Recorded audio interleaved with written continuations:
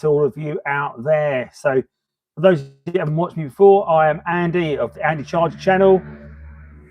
Rather loud motorbike just went past as I said that, but yeah, hope you've had a great Easter, everybody. This is the normal Monday night live, and I appreciate it might not be as busy tonight with people celebrating Easter, but of course we said we'd do this every Monday for 2026, and we're back again. So for those of you out there, do let me know in the comments if you're watching tonight. I can see there's a few of you on already. Obviously, I'm sure there'll be quite a few of the members on as well tonight. So I see someone's giving it a thumbs up. Thanks for that, guys. Lot to cover tonight, and you've probably noticed there's a bit of a new feature here tonight. So rather than me disappearing out of camera shot, the camera now follows me around the garage. So hopefully that should give us a much better way of doing it. Yeah, the camera's moving now. Yeah, Christoph, absolutely is. Something new for this week.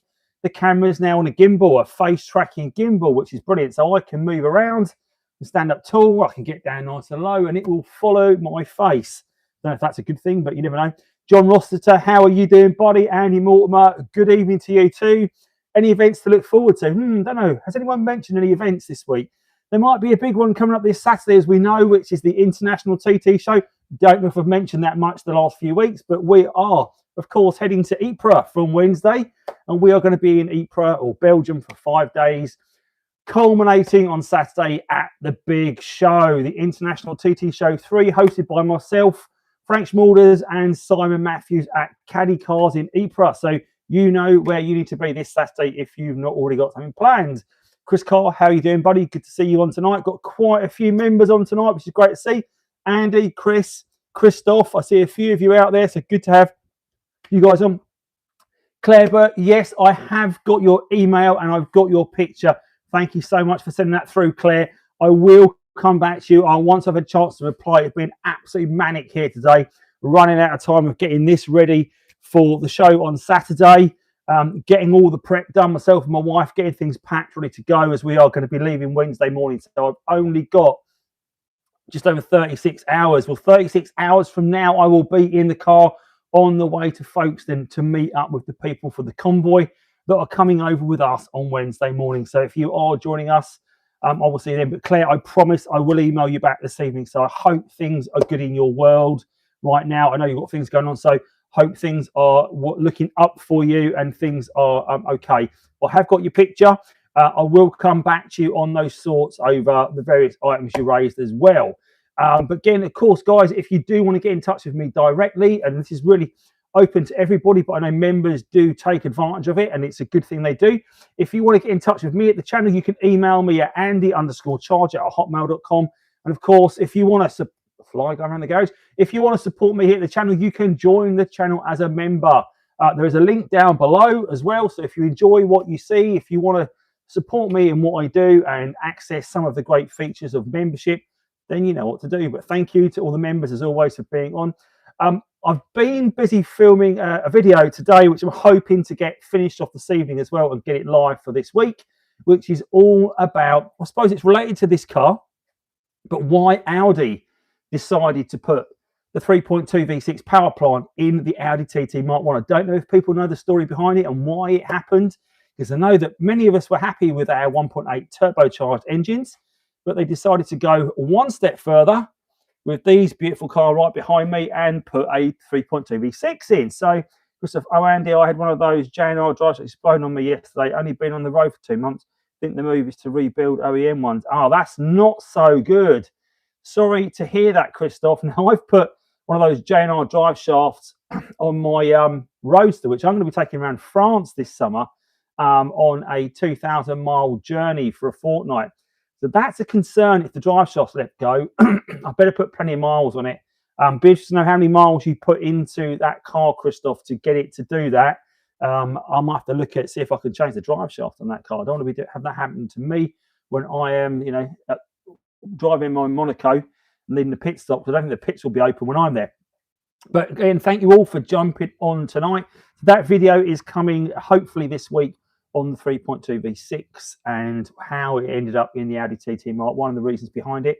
There will be a follow-up video coming out on why it was removed from the Audi TT platform as well, because it did have quite a short shelf life, really, only just over 5 years of being in this platform. Of course, It did live its life in the Mark 1 from 2003 until the end of production in 2006, and then went on for 2 years in the Mark 2 platform. But yeah, only 300 miles normal driving. In fact, it went at 15 miles an hour.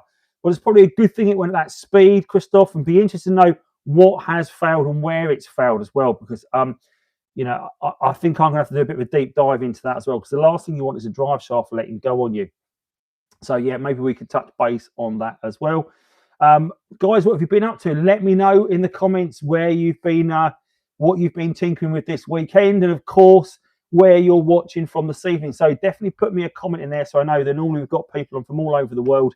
A lot of UK-based people on tonight already. I can see that in the comments of the chat. But where are you watching me from tonight? Let me know in the comments. Always good to see. If you haven't caught up on the video from the weekend, I put it live, I think, on Friday night, and that was all about the engine disassembly and what happens to your engine when you have a timing belt failure.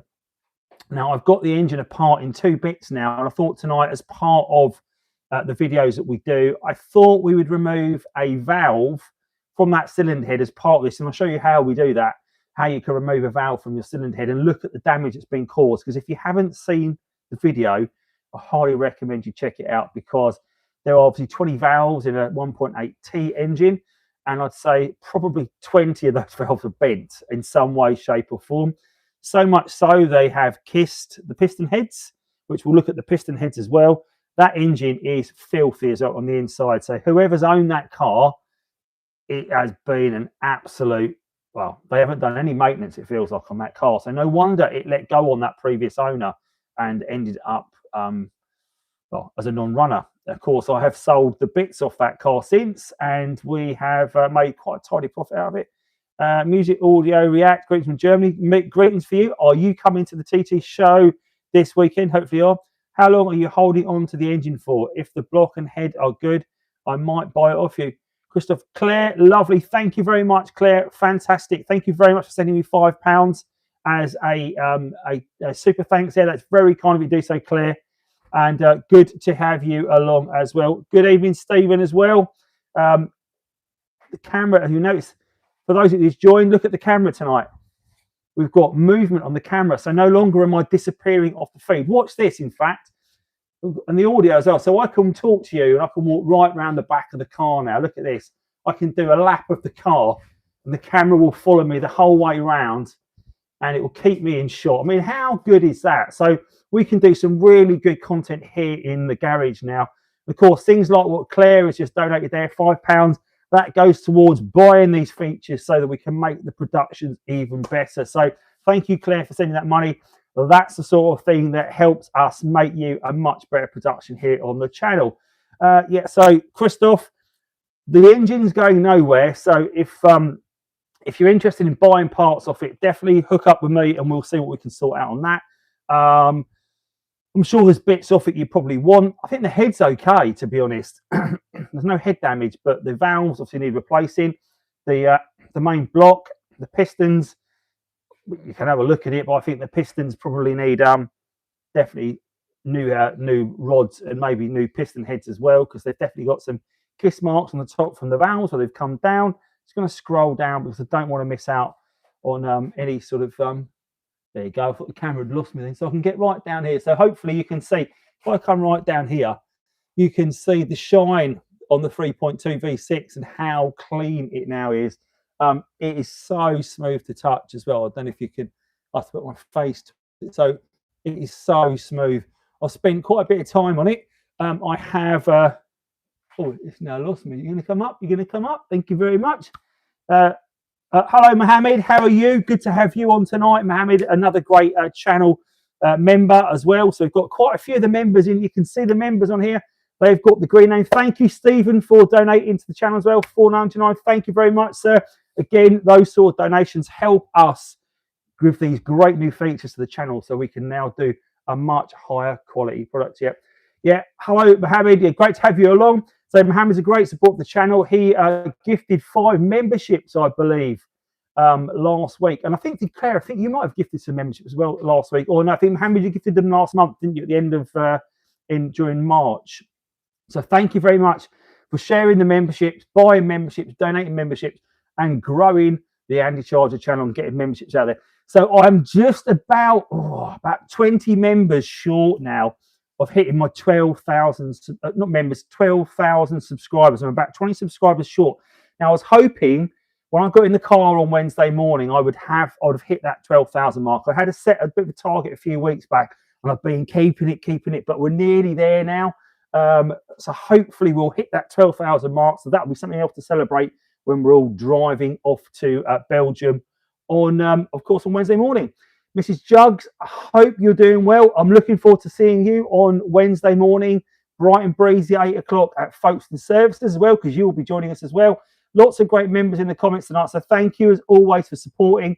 Again, these are the sort of things that your support is able to give the channel. We can now follow me around the garage rather than just me disappearing off the side of the feed when I'm talking stuff. So a bit of a decent little feature.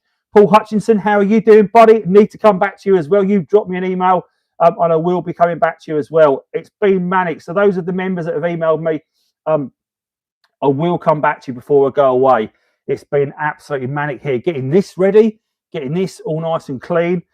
People ask me what I use to get the car and the paintwork in such good condition. Well, I think one of the main things you want to do is you want to keep on top of the paintwork at all times. Don't let it get too dirty. Don't let it get messy. This never really leaves the garage, to be honest, so it's always in good condition. But of course, to keep that shine on it, I do use, this is my product to go to, but Demon Shine, that's the one I use. Thank you, Mohammed. Thank you for donating. That's very kind of you as well. Hopefully you can see what your donations get spent on things like this to make the product better. I'm so jealous of your paint and gloss, no scratches. Wow, yeah, it looks great. But this, I can't really, oh dear, that didn't look very well. I think I just knocked the pot on the floor. But this is what I use. So this is the Deep Carpline Demon Shine. It's the spray that comes out is almost like a little bit pinky as well. So it actually really contrasts with the paintwork, so you can get some really good shine into it. And now it just feels amazing. I've also done the windows as well. So with my oh, hello, this way please, camera, thank you very much. So this is the dash and glass that I use as well. Again, it's just total wax. It's nothing amazing. A lot of people swear by really expensive products, don't they? But you know, I'll bring you some proper stuff over. Yeah, okay, thanks, Stephen, appreciate that. You know, I know a lot of people swear by the really expensive stuff, but it does a good job for me, to be honest. It looks all right, but always happy to take donations, Stephen, if you've got some better stuff for cleaning, because your cars always look on point.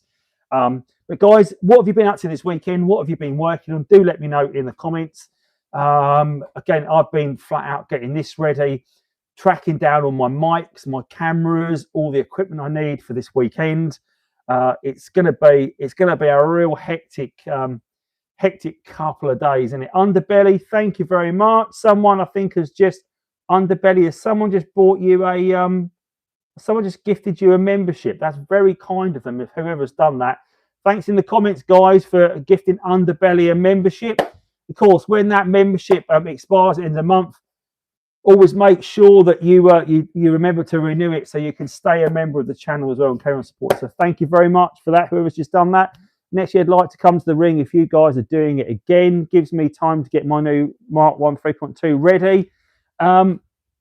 I haven't been to the ring since 2023, I think. I've only been there once. I didn't take my car because you probably remember at the time I had the blue 3.2 V6.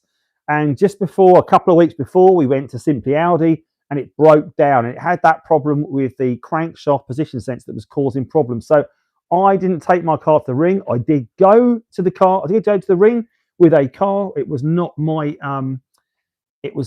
TT, unfortunately, so I didn't take it around the ring.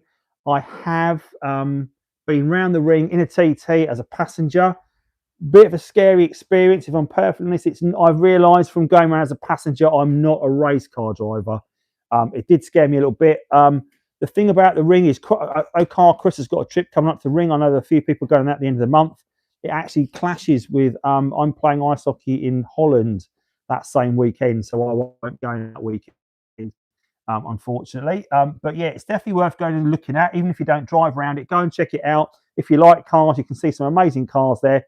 not for me to do it again. I wouldn't want to take my car there because of you're not insured. The cost, if you cause any damage there, are horrendous. So it's about €500 per metre of crash barrier if you damage the crash barrier. If they close the ring for you to be relayed off, it's €1,500, I think. I think it's a €500 charge for actually having a tow truck to get you off. All these charges. And then, of course, any damage you do to your car is not covered. So you could lose that. And when we were there was a Mk1 that was on the circuit at the same time, not with our party. We had about 20 cars there, but there was a Mk1 that was there on its own, an Irish one. And it lasted 2 corners. It wrote itself off, caused a massive amount of damage. And the guy, had a massive bill.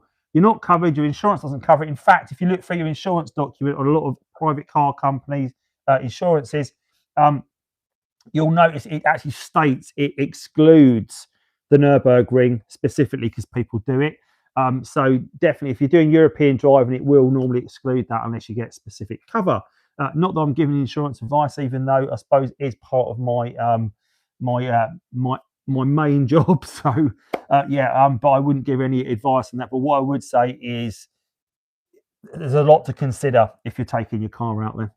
Right, just going to read back through some of the comments. Your car is booked in for the 12th this month. Fantastic. That's with Matt. Yeah, I did mention, I messaged Matt actually, Mo, and I said, have you been in touch? And he did say, yeah, all booked, it's sorted. So great to know that you've been in touch and he called you back and you're all sorted. That's what we like to hear. That's what this channel's all about. It's about helping the community, helping the TT owners around the UK stay in touch, keep their cars going, and keep things ticking along, isn't it? That's what we want to do, and all keep our lovely cars on the road. First time last week, nothing mechanical, just been driving it a few miles, booked in for a machine polish on Wednesday, then travel on Friday. Looking forward to seeing it, Andy. I know we've spoken about it many times. I've not seen it with my own eyes, so it was good to have you down here the other week. So we definitely need to get you down here again. Let's get that lovely Merlin purple rotor in the garage right here and track it with this camera instead. So definitely do that. Underbelly, put a new hazard warning switch. Hazards now work. New heater control unit. Remove the instrument cluster, ready for a new DID and LCD. Repaired driver's door. Wow, you've had a busy weekend of doing jobs. That sounds brilliant. Clusters, of course, if you need to get your cluster repaired, the digital screen on the cluster definitely gets pixelated, causing the problems. And there's some great people in the UK that fix those. If you can take the cluster out yourself, great. I have a video on my channel on how to remove the LCD cluster for repair. So if you want to check out how to do it yourself, then check out the video on my channel. Go and check out my collection of videos. If you're new here tonight and you've just stumbled across it because you've watched a live video tonight, then go and check out my back catalogue. Make sure you're subscribed to the channel as well, because that's important. So you get all of the back catalogue of videos and notifications of new ones that are coming up. And of course, that helps me know that you're enjoying the content as well. Claire says, I've just noticed a rattle from my exhaust at low speed and it's moving up and down, but not left and right. Is this a bracket? Yeah, interesting. So when you're stationary, Claire, do you hear the vibration when you put it under low revs, or even when it's idling, do you hear the rattle? Because what tends to happen if you look under the car is on the exhaust, it has a heat shield. It's like a grill with lots of holes in it. Probably just about level with the middle of the driver's door. Look across the car, you can see that heat shield. And what they do is they are on sort of like these little pegs that clip on, and they break essentially. The pegs, the threads loose off the pegs, and then it starts vibrating off. You can tack weld it on, and I have done that as well. So you can fix it yourself. There are other ways of putting it on. Some people take it off and then they worry about catching fire to the grass in the summer because the heat shield's gone. Could be a lot of things. Could be the water. Yeah, it could be an exhaust hanger as well. Collected a new front bumper today. Okay, underbelly. What have you gone for? Have you gone for a 3.2 V6 bumper, or have you gone for the standard 225 1.8T style bumper? Corey Mitchell, how are you doing, buddy? Hi, mate. Hope you've been well. The kids and missus say hi. Good to see that, Corey. Hope you're well, buddy. I hope life's treating you good. Mohammed, yeah, all good. Hate randoms touching my car. I lose sleep. Yeah. Well, I can guarantee, Mohammed, Mo, when you take the car to TT Spares, they're definitely not randoms, and they will do a great job for you. So that's all good. PB8 Services doing mine. Underbelly, he did mine actually on my my Roadster PB8's Paul, isn't it? Paul Hedges did mine. Same guy did mine. Might just be a one-off with me, but I did get fingerprints on the glass on the inside of mine actually afterwards. I've never raised it with Paul, so he pulls the fence, but they're definitely on the inside of the glass, and you can see them. It's a bit frustrating, but I didn't want to take the hassle of taking it all out again and cleaning it. But yeah, a bit disappointed. I know that Sean Blinko also does those clusters as well, but just something to bear in mind. When it comes back, make sure you give it a good check and make sure there's no fingerprints on the inside. I don't want to swap chat, but many questions being a new owner. I want to swamp chat. That's okay. Paul, chuck it all in there. We don't care. We'll get through the questions. You chuck them in there and I will work through them one at a time. I don't want to swamp chat, but many questions being a new owner. Mark 1 with 19 Le Mans wheels. Wow, that's a big set of wheels. Is there some arms to lose the camber on the rear? You can get adjustable arms, and I think CB Auto do a set of adjustable arms. Steve Craddock, if you're on here as well, you might have some comments on that also, because I know that you tend to. The guys, there's still quite a few comments to get through. I am working through them. But yes, you can get a set of arms. CB Auto do a set of arms on that to adjust the camber. I don't think, unless you're lowering the car, the 19 shouldn't be too much. But probably the only thing you'll find is it's quite a hard ride. It's quite an uncomfortable ride. If I remember rightly, you bought yourself a Mauritius blue car, didn't you, Paul? I think that was where you were heading, and we were talking about, and you were talking about the Le Mans wheels. I had a set of the standard 18-inch Le Mans wheels on my car, the 5x100s, obviously aftermarket, and I sold them because I put my car back on standard Ronalds, which was the way I wanted to go. Claire said, thank you. Mohammed. Oh, everyone, I have my cluster, white clusters. Oh, nice. I'd like to see a picture of that, Mo. Just a standard 225. Hey, they're all good bumpers, aren't they? How do I get a radiator area without remortgaging a house? That I don't know, actually. So I would definitely speak to, if you're, I don't know where you're based underbelly in the UK, but we've got some really great breakers that will be able to supply a second-hand part, I would have thought. So you've obviously, if you're in South Wales or in the Southwest, you have got Mark Stanley that supplies lots of parts. If you're over in the Southeast, you've got Jason Case and Adam Tankard. If you're just north of London, you've also got Serkan Miskin. If you are sort of more northern and more towards, say, like Greater Manchester or Liverpool, Crewe sort of area, you've got the guys at TT Spares. They also carry a lot of spares. And the TT shop further north in Barnsley as well, I think. So you've got a few options across the UK of getting hold of these parts. So you could, yeah, I've got upper and lower arms. BC Auto is a long way. Oh, okay. 40mm lowered, yeah, blue. Okay, so you have got it lowered as well. Definitely a set of arms on that then, I'd say. Hey, Dave James, happy Easter to you too as well, buddy. I hope you're good. CB Auto's rear arms, you're definitely in Billericay. Oh, okay. So the guys are in Hockley. So Jason Case and Adam Tankard are both in Hockley. So they would be your local contacts. So underbelly. I'm also, I work in Essex, funny enough, so I'm over there quite a bit. I work not far from Lakeside. Just bought a forged engine from Serkan. Yeah, Serkan definitely specialises in those performance aftermarket parts. He's always got some bits lying around. So yeah, I'd definitely recommend speaking to Serkan.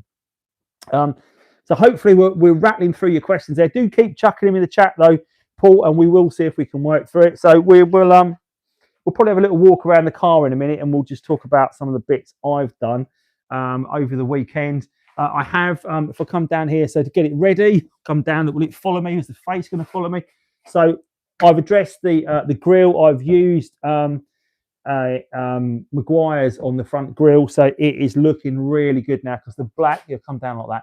The black grille tends to be a little bit poor effort on these cars. It does tend to discolour. I've washed it. I've snow foamed the car.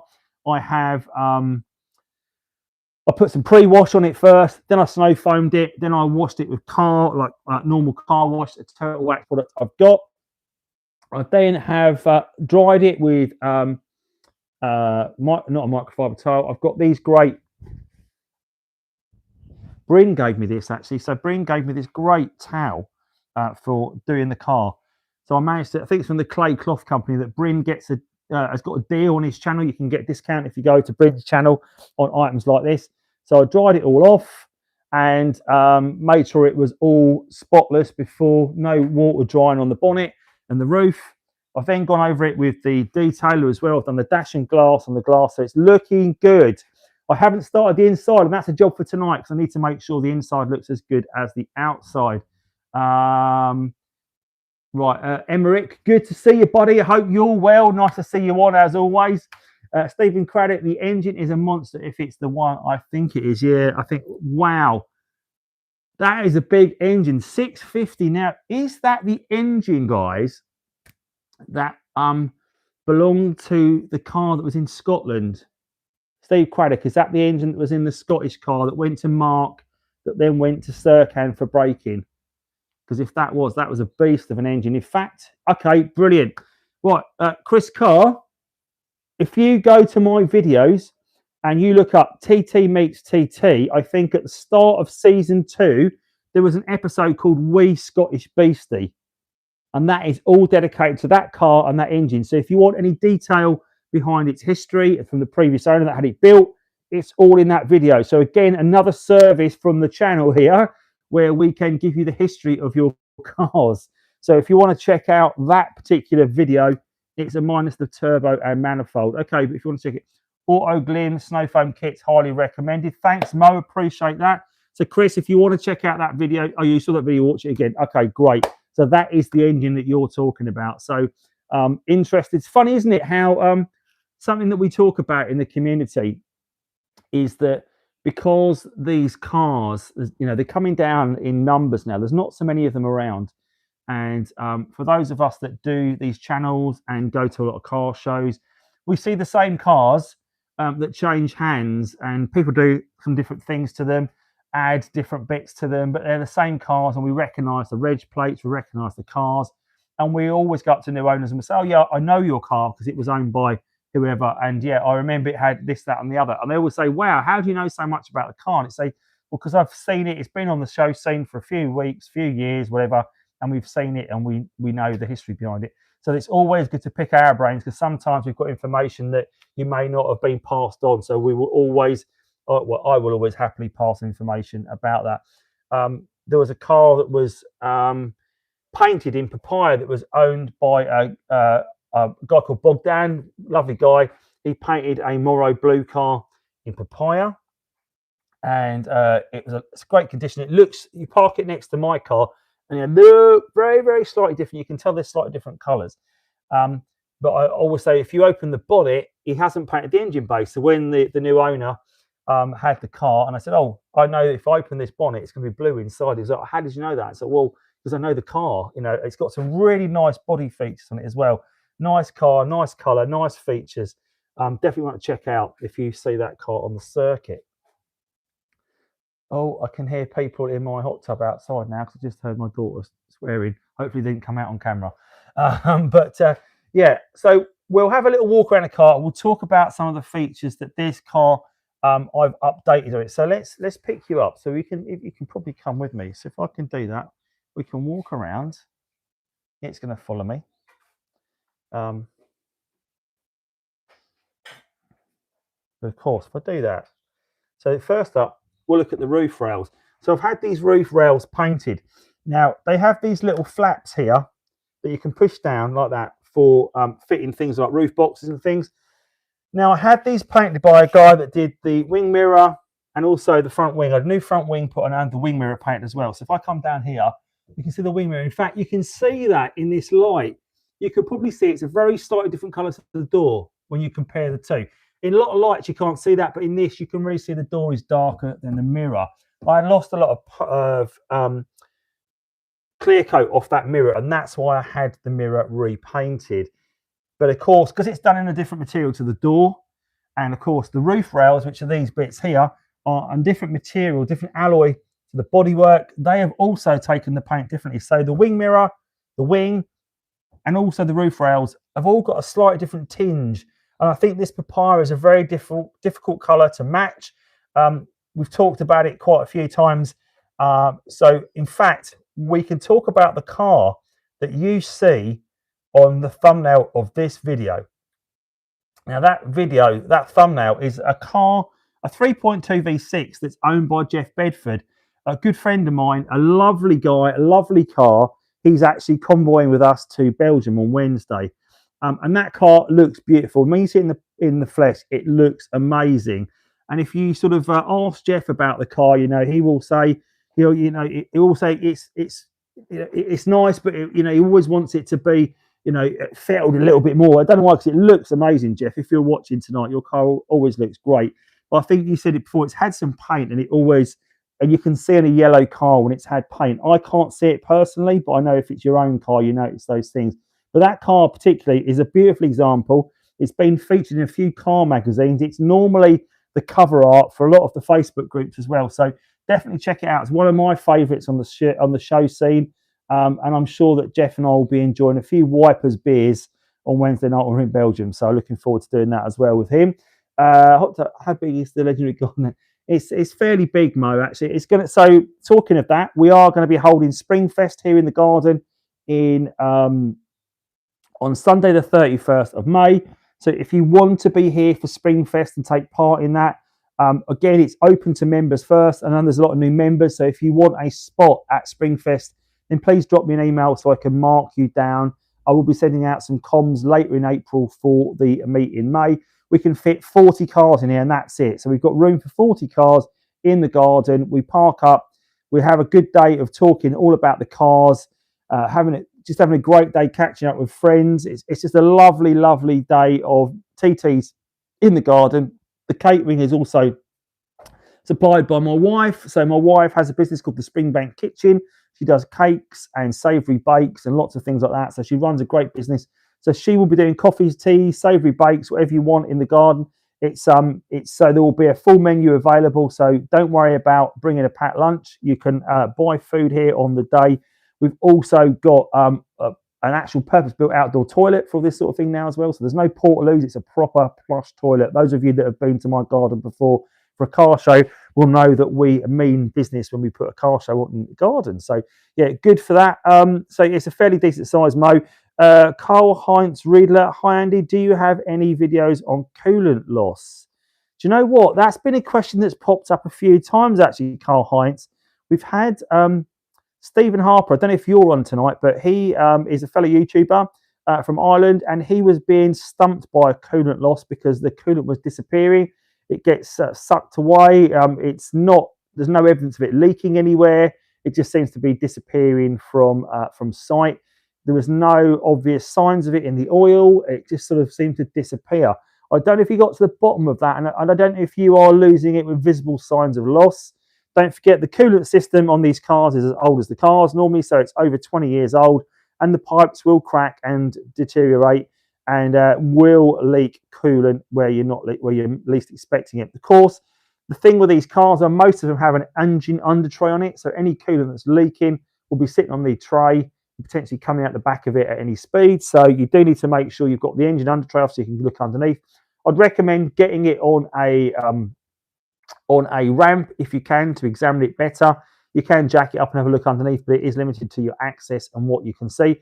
And of course, it's liquid, there's gravity, water will only travel down. So you'll better find where on the engine, if it is leaking out somewhere, it is losing to. No visible leak, Andy, or sludge in the oil. Right, okay. So again, it might be the same problem that Stephen had. So I don't know if Stephen is on, but if he is, I don't know if he wants to comment. Hi, we have bought a V6 spoiler for our 225. Tried to remove the standard one last week and gave up any tips. We've removed the bolts, but can't get it off due to the bonding. Yes, so that's an interesting one. It's one that comes up M3OEA from time to time. And the recommendation is if you are wanting to change your spoiler, you've got a couple of options normally. Firstly, replace the whole tailgate. Buy an entire tailgate the same colour as the car. That's the first option. The second one is to buy a lip. You can buy a lip on the various auction sites like AliExpress, Temu, things like that. And you can stick one of these carbon lips on the existing spoiler. Doing it the option you're talking about is fairly involved. It's a real pig to get that off because it is bonded, like you say. Depending on what the quality of the paintwork is like, what I would suggest is you can do is if you can get some form of like piano wire behind the back of it, and you can actually use it to saw through the bonding around the back of it and get it off. Now there are pegs that hold it in place as well through the actual boot hole. Because if you do manage to get it off, because what some people do is they remove that boot lid and then they fill the holes and then they do it spoilerless because they want to have that spoilerless look. But you'll be able to almost like sawtooth it off until you get to various points where those pegs are stopping it going any further.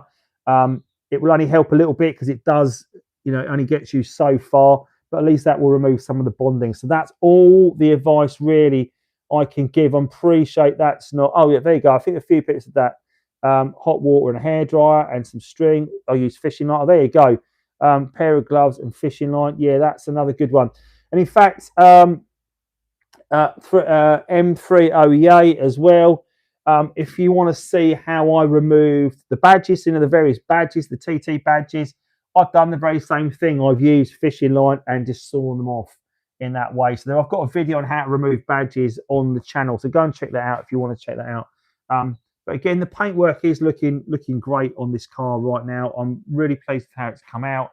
Of course, it's going to be doing about 150 miles between now and when I arrive. So it is going to need a going over again. I know there's a car wash in Ypres, so we can take it. I'll be taking a detailing kit as well so I can make it look good. And of course, we'll probably talk about some of the things that are going on this week in Ypres, shall we? Let's do that. Let's move you back, and then we'll also go and have a little look in a minute at that engine as well that we've taken apart in the video.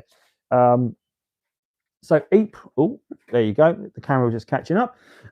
So some of the things that are going on in Ypres this week. So first off, if you are coming over on Wednesday, we're heading to Ghent, not to Ypres on the first night, and we're staying at a monastery, an old monastery, Hotel Monastery, I think it's called. We're also going for dinner with a good friend of mine, Patrick, on Wednesday night, who is the owner of 5 TTs. If you haven't seen that video on the channel, I recommend checking that out as well. So Patrick lives not far from Ghent, where we're going to, in a place called Ypres, and he owns 5 TTs, beautiful house, beautiful collection of cars. I'm not sure what he's bringing on Saturday to the TT shows. He's got a lovely collection to choose from, but he will be there to talk to us on Wednesday and tell us all about his collection. Lovely guy, him and Isabel, a lovely couple, and I'm sure we'll have a great evening catching up. We're going to be having dinner at 7:30. So if you are not already booked as part of the party and you want to come and join us in Ghent on Wednesday night, then definitely drop me an email because I can arrange for additional people to be added to the booking. On Thursday, obviously Wednesday daytime and maybe Thursday morning, we'll have a look at Ghent of a city. It's meant to be very picturesque, very much like Bruges. Then we will drive to Ypres, which will be about 45 minutes from there. And we are staying at the Ariane Hotel. Now, the Ariane is the finest hotel in Ypres, bar none. In fact, if you ask anyone that lives there, in fact, if you ask the owner of the car museum, we're going to Thierry de Heck, he will say also it is the finest hotel in Ypres. And that is where we're staying on Thursday, Friday, and Saturday. Been there many, many times now, or well, twice. We stayed at the Ariane, stayed at the Ariane once. That's a lie.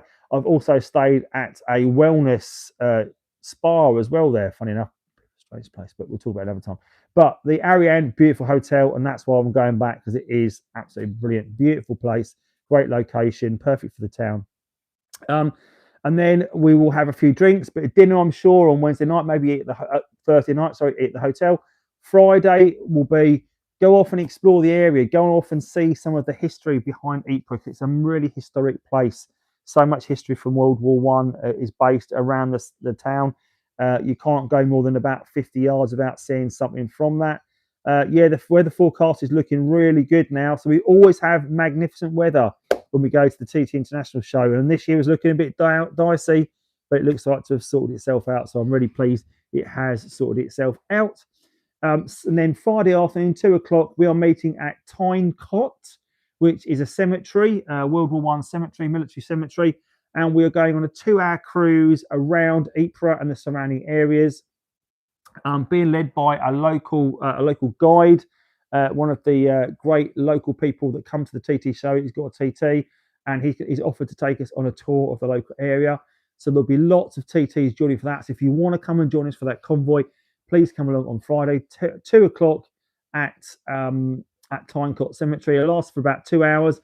And the end point for that, if you can't get on the convoy, but you want to join us for some refreshments afterwards, we're going to end up at the Ariane at 4 p.m. where we'll park in the car park with all the other cars. 4 p.m. we'll be at the Ariane for drinks in the garden before we head off for dinner at 7 p.m. 7 for 7:30 at the Trumpet. Now, if you've not got a booking for the Trumpet already, I highly recommend you get in touch with them and get yourself a booking. I think we've got it completely booked out. There are 60 covers, I think, in that restaurant, and I think everyone is coming with the TTs. We've booked the whole place out. The food is fantastic. The company is fantastic. And it's a great way. We all just sit around and talk about these amazing cars and what's going on. Great place to catch up and relax at the end of the day. Simon Matthews and myself will be there from the organisation team. So if you've got any questions for us about the day on Saturday, then let us know on Friday night. Saturday morning from 9 a.m, the early arrivals will be going to Caddy Cars. The event starts at 10, but I think there's breakfast being served there from 9. We want to get everyone set up at the show. We're expecting over 200 cars. I would like to see 300 cars there, and I think we might be near enough that. We packed out last year with over 200 cars, and it's definitely going to be busier this year, weather dependent, of course. And Thierry's Museum, it's £15 to get in. It's free to attend the show. You can park up on the industrial area, but if you want to go into the museum and see Thierry's car collection, it's €15, and that gives you also a ticket to enter for the draw for a ride in Thierry's cars as well. There'll also be a raffle on the day, and we're collecting money for cancer research. We're there as well. There's a show and shine if you want your car to take part in the show and shine, and there'll also be prizes for the best modified and the best standard cars on display on the day also. So lots of things going on. I will be live on YouTube from, I think I will be live from 10 o'clock UK time, 11 a.m. Central European time. I will also be doing a live question and answer session, a YouTuber question and answer session at the museum in the restaurant at 12:30. Now, it was going to be myself and also Bryn. We were both going to be there. I don't think Bryn's going to be joining us at the show now, which is a real shame because it would have been great to have a bit of bants with Bryn and answer all your questions. But I will still be holding that YouTuber question and answer session at the show from 12:30. So 11:30 UK time, 12:30 in Central European time. I will try and broadcast that question and answer session live on YouTube as well. We'll have some microphones going around, dotted around, where we can cover that off also. So looking forward to having that with all the people in the room. So hopefully we can get some good questions and answers, and I can answer them information. Good evening, Steve Chesson. I think you're referring to me there as Slim. Yeah, I'm getting there. I'm still not as slim as you, but I'm getting there slowly. So hopefully I'll be in a good place. Again, we've got so many great members on here today. Steve's another great member. So thank you once again to all the members and the support. Without you, it wouldn't be possible. But again, for those that have joined on, so this is one of the things that membership has helped support me do. So now when I'm talking to you guys, the camera now follows me, which is great. So I can walk around the garage and talk to you. And that's all thanks to the support from the members. I've been able to give back to the channel, invest, and have technology where I can give you a much higher quality product. So I've got a gimbal now for the phone that allows me to follow around the garage when I move. So thank you very much for all of your memberships and also for your super thanks. So again, if you don't want to join the channel as a member, you can send me a super thanks during the broadcast. I know Claire and other people have sent me one during this evening. Mo sent me one, I think, as well. So thank you very much. And of course, someone has obviously kindly donated a membership as well tonight, which was great as well. But you can join up as a member and support the channel.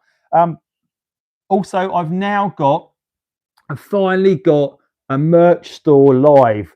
And I know people were asking about this, weren't they? That when are you going to have your own store? Because until now, people have had to email me about hoodies and t-shirts, and it just gets a bit messy. So now you can order direct from the store, which is great. So I've got hoodies and t-shirts on the store. Now, the hoodies are £30 and the t-shirts are £20.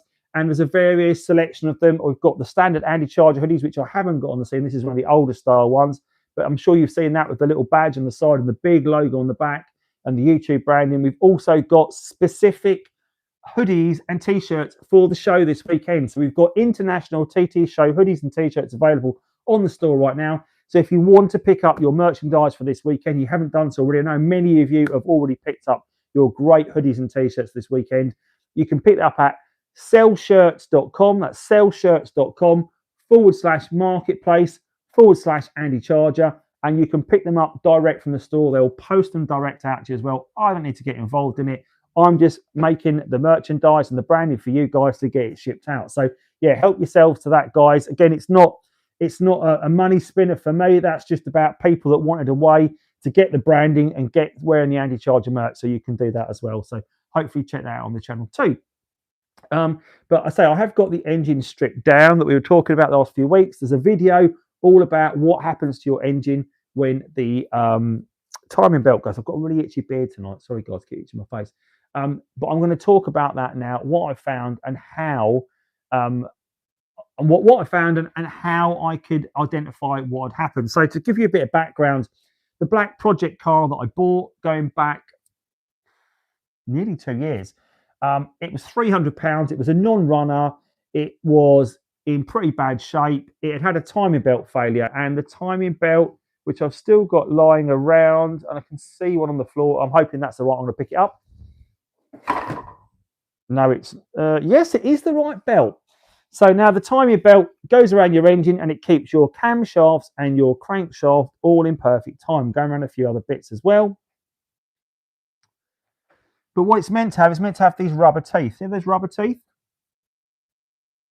And of course, what's happened on this one, it's stripped all the teeth off the belt.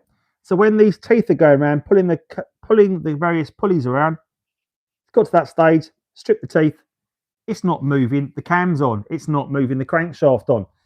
Oh dear. So what's happened is this is an interference engine, and that means that all the components inside the engine are moving in perfect harmony, so they don't come together. When this happens, what happens is all those components do come together and they meet, and it's normally a big mess. So what happens is the valves are opening and closing at the top of the engine, letting in air and letting out the exhaust gases are not open at the right time. And then they start coming forward at the wrong time, pistons coming up, bosh, and they bend the valves, and of course they hit the pistons. So we knew if we took the engine apart, we would find evidence of that. And of course, that's what's happened. So I'm going to take you over now, and we're going to take a look at that engine. Of course, if you want to find out all the details behind that and how that's happened, jump onto my video on what happens when a timing belt fails on an Audi TT and the reasons you must do this job. Do not fall foul of not performing this maintenance job, because if that belt goes, that's the end of your engine. I'm going to show you the damage that's been caused, and then we can talk about it. And if you've got any questions for me in the chat, you can fire them over. So I'm going to pick you up, and hopefully you'll follow, because obviously it's face tracking, although it is looking over there. Come on over here, this way. Thank you. Come on, follow me. Thank you. Right. So I'm going to have to get behind the engine. I'm going to just lift you up, lift you over that cable. I'm going to get some. It's still going to look at my face because it is. I've definitely got a face for radio. Right. So we're going to come over here. Oh, this way. Thank you. Okay. So here we have the cylinder head. Okay. So what we have at the top of the cylinder head is we've got the tops of 20 valves. Now, this is actually the wrong way round, but we're going to talk about that. Bradley David, good. How you doing, buddy? Hi, Andy. What other failures have there been on this engine other than timing belt and oil pickup tube? Well, if you've watched the video, so if you're not, go and check out the video, and that will show you what's happened to this engine. And we haven't even got into the delve deep into what's under the pistons yet, because we think there's going to be problems there also. But essentially, you've got a 20 valve engine on the 1.8 turbocharged engine for this car, and you've got 3 inlet valves on the inlet side and 2 exhaust valves. Okay, and I've taken a couple of, so maybe I'll lift the cylinder head off and show you what's happened to the pistons. Because if you can imagine these 3 valves on top of each cylinder, the middle one is the one that looks like it's made the impact on the cylinder head. So if I take the middle one of these valves out, it will look like a daffodil. It's so bent at the top. It's just crazy. So I've taken one of these out already, and I'll show you how we do that as well. But I'm going to show you what's happened underneath. So if I just lift the cylinder head off, because it's now off the car like that. I'm going to put that down there, put that down like that. And then if I come down here, you can see the top of the pistons. And in fact, I'm going to bring you in even closer so you can really see this up close. If I come right down here now, is that going to follow me down? Can you come down here, please? Thank you very much. Thank you very much. Can you see the damage here? Can you see this damage right here and here? Now look how discoloured these piston heads are to start with. They're covered in so much oil and soot. Bad maintenance on this engine. This is a great example. These should be shiny. These piston heads should be shiny, not covered in this thick soot that's on the top. So that shows really bad maintenance on this engine. But again, you can see there's like a round mark, and that's where the valves have impacted. So if I turn the crank like this and I get the other two pistons have come to the top now, you can see the same thing on all these. So all four of these pistons have been impacted. So we think this has been, we'll come back up. We think this has probably been running at a fair rate of knots when this has happened, because it's got a lot of damage. And if I come back down here, even the back of these pistons, there's impact damage at the back of the piston heads as well. So this has definitely had a serious amount of damage at a serious rate. I meant on the 1.8T only in general, any other failure types. The big ones, let's talk about that quickly. The big failures that you get on the 1.8T is normally to do with timing belts and also the oil pickup pipe are probably the biggest ones. Other things that go on it that you need to get fixed. I would always do, well, they're the two big ones. I'd always do a timing belt as soon as you can, and also do a pickup pipe on it as well.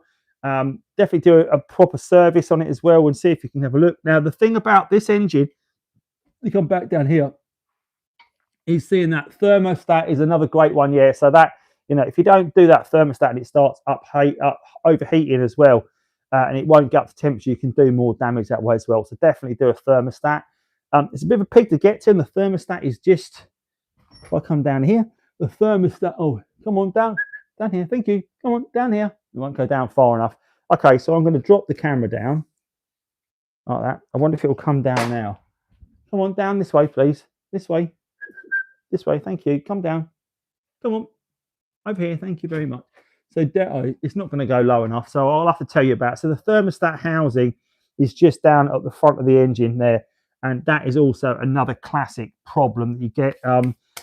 It doesn't, if the thermostat stays open it doesn't get up, your engine won't get to temperature, your oil won't get hot enough, it's not giving you the protection, it causes all sorts of problems. Don't knock the soot, put us chimney sweeps how it works. Yeah, I'm not sure the inside of your cylinder should be that sort of sooty though, to be perfectly honest, Paul. Not the way that you want any engine to be. And what I'm going to do, I'm going to quickly put the cylinder back up. Now I'll show you the damage to the piston heads. I'm going to show you what's caused that damage. So if we turn the engine over like this, turn the cylinder head over, and I come down here, what you can see right here, see these round circles right here, these are the valves. And of course, we talk about how they open and close to let the air in and let the exhaust gases out. So these valves are going up and down thanks to the timing belt, keeping the cams in the right order of opening and closing. Now, these are all pried open and they're quite badly dented up. And of course, it's this one right here.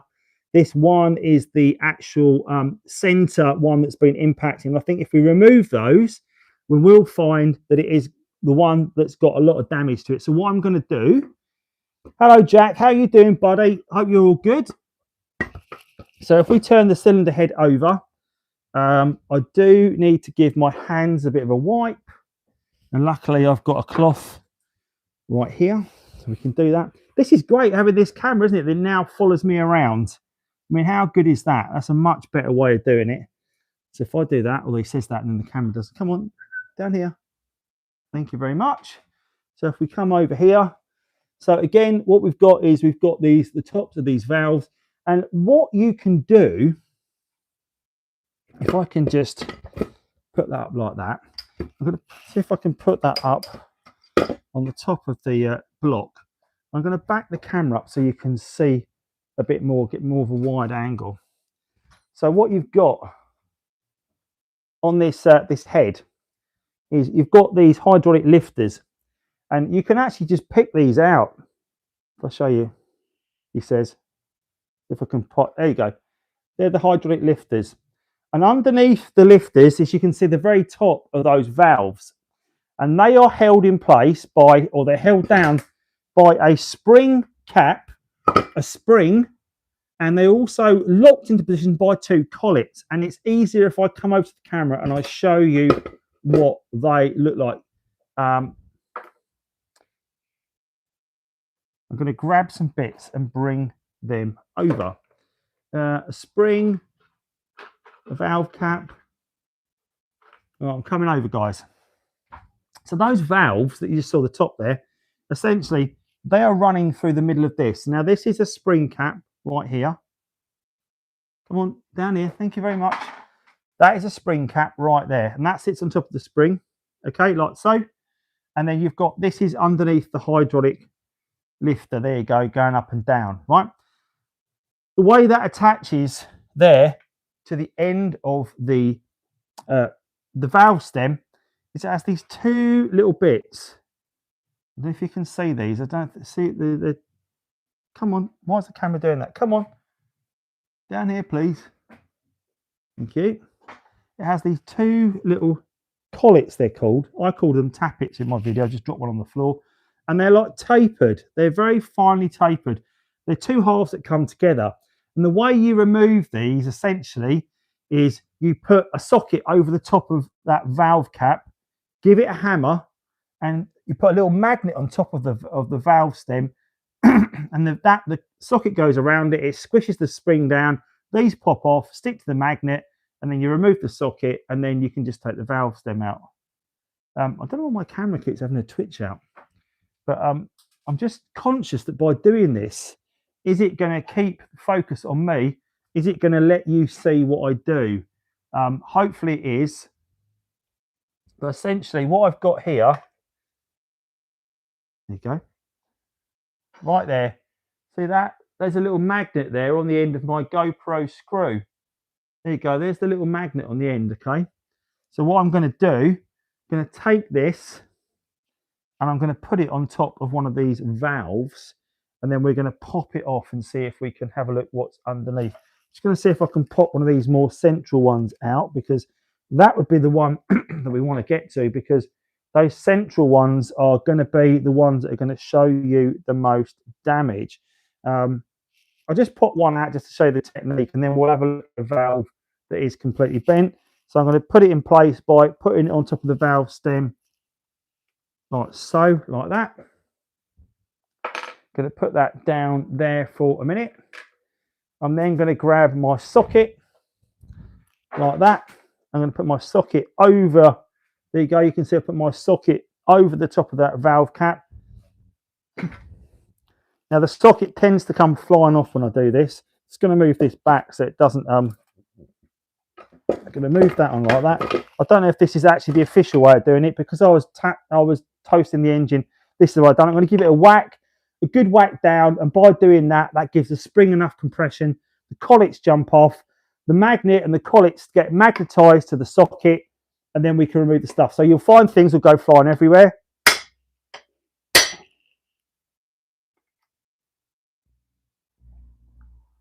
We've got one collet off. There you go, that's one collet off. So the other one should now come off nice and easy. Going to put that back on there. So let's get the other one off, and then the spring cap will probably come flying off, okay? Just like that, that's what happens. It comes flying off. Now, by doing so, what I can now do, there is the spring off. So there is the spring we've got off. And if I now look down there, I can turn this engine up the other way. Now it's not held in place. Okay, like that. And there is the valve. And if I rotate that round, you can probably see it's got a bit of a bend to it at the top there. Can you see that? The end of it, you can see that bend in the top of it. And that is where that valve has bent and where it's come in contact with the cylinder head. So that's simple as that for removing a valve. I don't think that's probably the industry standard way of doing it. I think there is a valve remover, but if you're trashing the engine, you want to do it for a demo. That's how I got these valve stems out. So if we look at it nice and closely now, you can see at the top there, see those little slots in the top of that valve stem? Well, that is how those collets stuck to the valve and held it in place. So to give you an idea, the valve's in the cylinder head going up and down. It's got this spring over it to keep the tension. It's got a valve. It's got that valve or the spring cap over like that, and then you've got the two collets that are holding that all together like that. So that's what's going up and down your engine. It normally bends around here quite badly. Those center ones are really badly bent. And I've got a couple of valves on the side, which I'm going to show you now. And that'll give you an idea of how badly they get bent. So let's just move over here. You know, I like to do a little demo during the show. Well, that's your demo for tonight. Just going to move that over like that. Okay, is that now going to follow me again? Yes, it is. That's good. So we talked about the bent valves. So there's a little bit of a bend in that one, but that's what those middle ones look like. That is what the middle valve looks like that's come out of that. So how badly damaged is that? You know, that one's a little bit bent, but I mean, look at that one. That's the one that's impacted the cylinder head, the piston head right in the middle. That shows you how bad that can be. So if anyone said to you, do you know what, we should be, come on over this way, camera, come on this way. Come on, camera. Come on now. You've been following me really well all night. Come on, carry on following me. That's good. Yeah, so you know how we said that someone puts off the timing belt because it's a big expensive job, £500–600. Well, that's a good reason why you don't want to skip that job, because if you skip that job, you could potentially end up in a lot of trouble, because by skipping that job, you're going to toast your engine. And that repair, guys, is a lot more expensive than doing a timing belt, believe me. So you don't want to be doing that. So that's why the cost of that engine and that rebuild, it made it. Now, my nephew said to me, we could probably get away with sticking a set of valves in that and it'd be okay. Looking at that now, looking at it a bit more closely, I don't think we'd have got away with a set of valves. I think it's a lot more involved than that. So hopefully that gives you a bit of an insight. Now, if you want to go and see a bit more of a structured way that I've communicated that problem with the valves and the cylinder head, I recommend you go off and check out the video on my channel from last week. And guys, if you're enjoying what you're watching, you haven't already done so, please do give this video a thumbs up, because it really helps get that message out there for people. Lets people share the knowledge, lets people know what I'm doing here on the channel, and hopefully spreading the good word of the Audi TT Mark 1. See, someone just giving it a thumbs up, so thank you very much for that. And again, of course, all your memberships, your subscriptions, and your super thanks that you send during these live broadcasts, they go towards improving the broadcasts like this. So now I can have a camera, well, not a camera, but I've got the gimbal that allows you to follow me around the garage. So when I'm talking to you guys, I can walk around the garage, you can still see me, and I don't disappear off the side of the footage anymore. Now I stay nice and central, and you guys can keep watching me as I talk, which is great. So I haven't got to keep moving the camera, although I had to move it just to show you that engine. But yeah, anyway, guys, whatever you want to ask about, please put your comments in the chat so I know that you are enjoying it. And if you've got any questions for me, if you've got any questions about this weekend, any questions about your car, then please stick it in the chat now and I'll see if I can answer those. Good to see that Claire Burke, thank you very much. Very kind of you yet again. You've done it another £5 for me. Thank you very much. That's so kind of you, Claire. And I will drop you an email this evening about your questions that you raised as well, so I can see if we can sort you out. Thanks, Claire.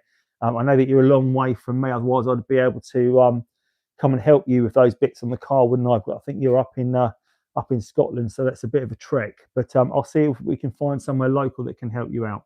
So thank you very much, Claire. But yeah, we have got some great content coming to not just to my channel, but there's obviously Bryn. Good to see Bryn back doing content this week as well. So he's finally done the video a beginner's guide to changing the timing belt. So so Bryn came down to see me last October, and we spent a day filming that job. But unfortunately, the lighting in my garage at the time was very flickery, and it's affected the footage. So we weren't able to use that in that video, which is a shame, really, because it was a really, really good day of filming. I got the cam belt done on the car, and obviously, you know, Bryn was able to film what he saw. I think some of the footage that Bryn's used in his video is of that particular engine we just looked at. So he did use some of the B-roll footage of that for his video. So it wasn't a complete wasted journey for Bryn as well. But yeah, great to see that Bryn back making content that can help people as well. If you've not checked out that video, guys, I highly recommend checking out Bryn's video on doing that yourself. It would have been great if you'd been there this weekend, because I'm sure there'd have been a lot of questions on how to do that yourself. But again, I did have on the whiteboard, I had some steps that Bryn had written down for how you do that timing belt to refer to. Now, I've actually wiped the whiteboard now and done a little diagram of how that bent valve works in the engine and how the combustion cycle works. So I have lost it now. Milton, good evening, Andy. Just wondered if you have ever done or looked into a retrofit of cruise control. Doing on my 3.2 in the coming weeks. Thanks, Nick. Do you know what? I've been lucky, Nick, that both of my 3.2s have got cruise or had cruise. The blue one had cruise, and this one's also got cruise. So it's not something I've had to do.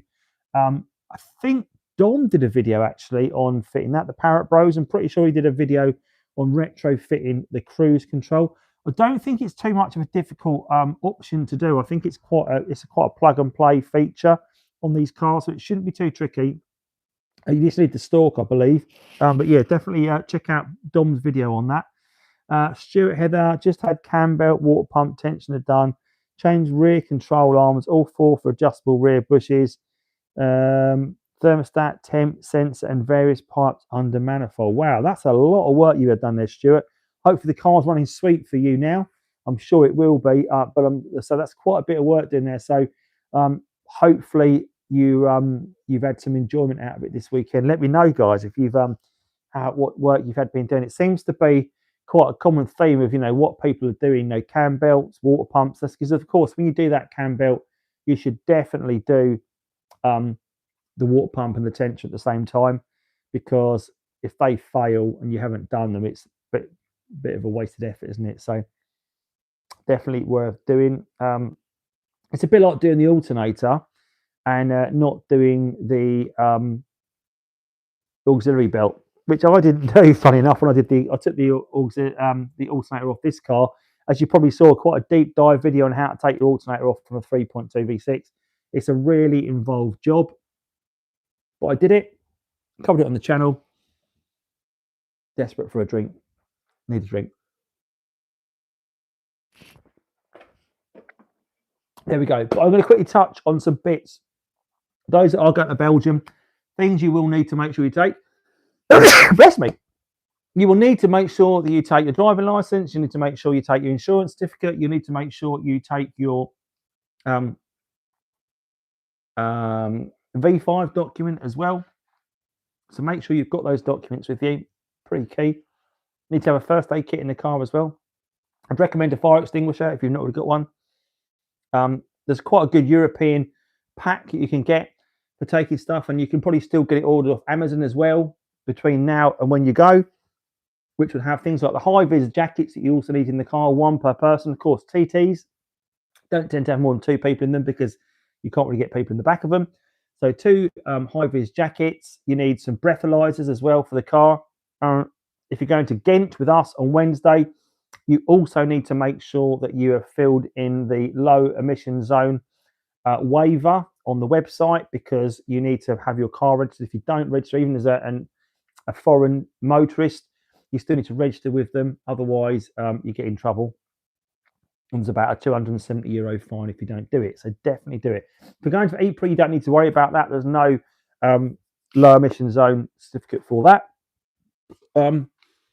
Spares for the car, I would have with me some coil packs. So I've got some coil packs right here. What are coil packs, people say? These are coil packs. That is a 3.2 V6 coil pack. It has the plug on the top of it. And that is a 1.8 turbo coil pack. It has the plug on the front of it like that. So there's the difference. 3.2 V6 on the top.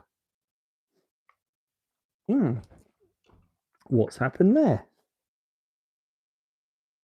Oh, I think my gimbal's just decided to wants to rotate itself. Couldn't rotate the device back. It's a bit weird. So I'm just trying to get my gimbal to behave. Well, it doesn't seem to want to behave. Why is it not doing that? So I'm going to turn that on. You might get a spin round here, guys.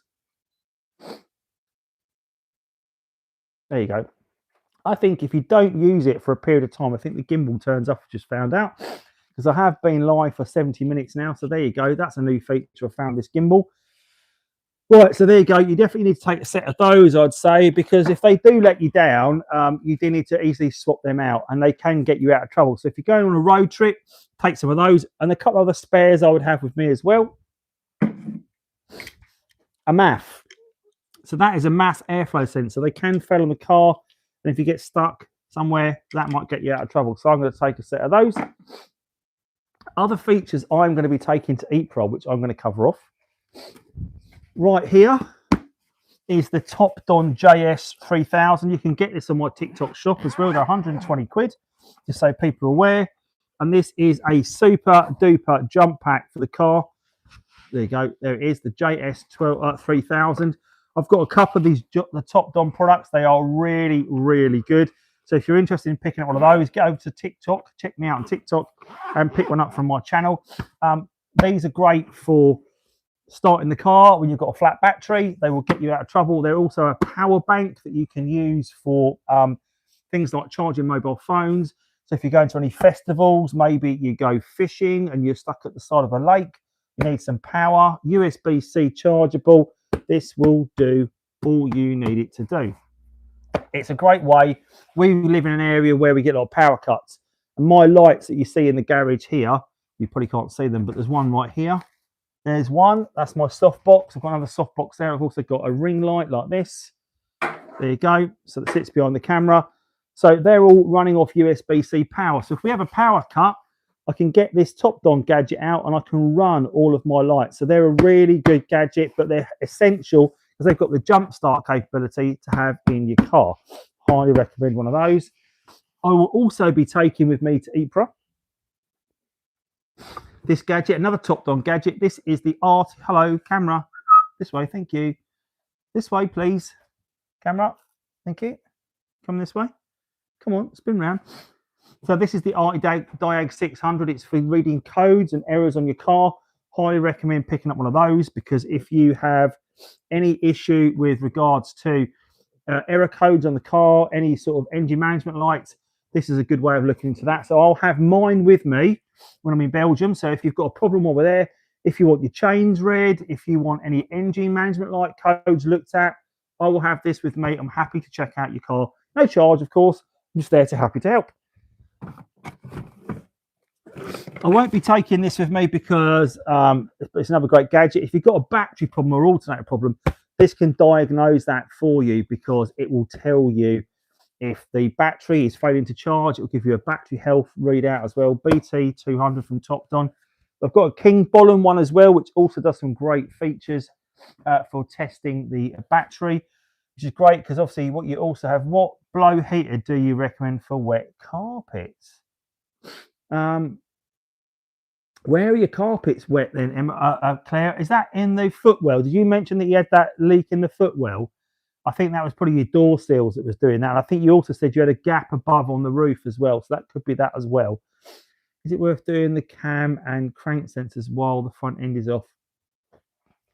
Mo, I would say on sensors, if they haven't failed, don't touch them because you can dislodge things. The crankshaft sensor is a bit of a pig to do, if I'm perfectly honest. On the 3.2, a real pig to do. Even on the 225, it's not an easy job. But yeah, I suppose it's a time to do it. But if they're not failed, I wouldn't do it. And of course, if you are replacing sensors, Make sure you always use OEM sensors, genuine sensors. Don't use any aftermarket ones, because you do it once, do it with OEM, do it twice, pay the price. You know, you are going to do it cheap and you're going to pay and have it done again anyway. So don't use non-branded sensors. The rule of thumb to work on is anything electrical, anything sensor based, always go OEM. Mechanical stuff and bodywork you can normally get off the market and be okay, but anything electrical or sensor based, always go OEM is the way to look at it. What else we're going to take to Ypres? There were some other bits I was going to take to Ypres as well. I'll be taking a lot of t-shirts to Ypres, so I've got quite a few merch t-shirts to take with me as well that I've got as stock as well. So if anyone wants I've got a few white ones, black ones, and a couple of hoodies that I'll be taking as well. So if you're after some Andycharger merch, I'll have some with me that'll be a buy on the day, not just stuff you can order on the site. But I would recommend, if you do want to pick up a hoodie or a t-shirt, check me out on sellshirts.com/marketplace/Andycharger. So that's sellshirts.com/marketplace/Andycharger. And you can pick up your hoodies and your t-shirts right there. So you can get your Andycharger merch. This version's not on the store at the moment, but the one with the smaller badge and the big logo on the back is definitely there. Is it easy to replace the 3 buttons? My petrol cap button is pinged out. I've ordered them today. Yeah, easy to replace that, Claire. It's just quite an easy job to do. I haven't done a video on that, but I should do a video. I did have a spare part for that, and I think I sold it, unfortunately.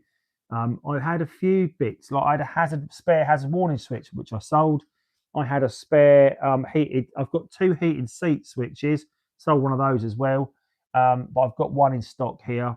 They're the common things that fail on those switches, is that they tend to pop out, don't they? And the little the hazard switch can cause problems on the dash as well. Clever, get a vac spot wash to suck the water up. Yeah, that's a great shout. Any sort of wet and dry vac, Claire, that you can use to suck the moisture out of the carpet is the way forward. You can get some cheap ones. I bought a cheap one of those wet and dry vacs from Euro Car Parts, I think it was. Oh no, Screwfix. It was £40 special offer. Wasn't great, if I'm perfectly honest, but you know, it was okay. But there are some cheap ones you can pick up, and yeah, obviously mop as much of it out as possible, because it will start smelling there if you're not careful. But of course, roadsters, they do tend to suffer with moisture, and I would, as I've said before, I recommend getting a couple of these in your car. So these are like a rice bag, but they are used. They chuck them in the car and they suck moisture out of the car, so you don't end up with those fairy steering wheels or the car's being winched up for a period of time. Definitely worth getting hold of some of those to keep the moisture out of the car. It might even be worth also putting one of these down in your CCM well as well behind the car, because this will suck all the moisture out that maybe accumulate there as well. Definitely worth doing. You don't want that moisture building up in your CCM void well, and moisture getting onto those components and causing shorts on your CCM. But hey ho. So guys, you've got any more questions for me, chuck it in the chat. So we've covered, obviously going to Ypres, we've covered this week's video where we've been talking about the engine, and we've been talking about the valves and the failure points of that. There will be a video coming this week, which I've been filming today and over the weekend, which is all about why Audi put the 3.2 V6 into this platform. Do we know why that happened? Anyone got any ideas on that? Anyone know the story behind it? Why did it end up on this platform? I've got a deep dive video coming this week with some nice bits of B-roll footage of the car and some new angles and stuff using this gimbal as well. So I think that'll be quite a cool thing to watch.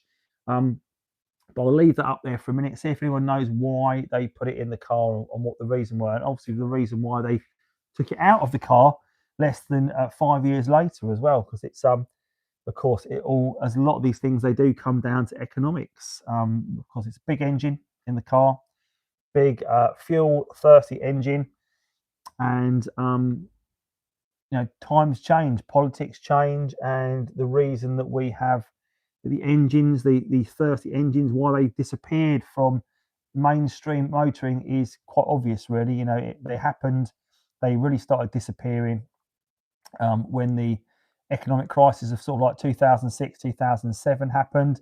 Big downturn on people buying these engines, and then just a year later, they disappeared from production. But of course, how did they come about in the first place?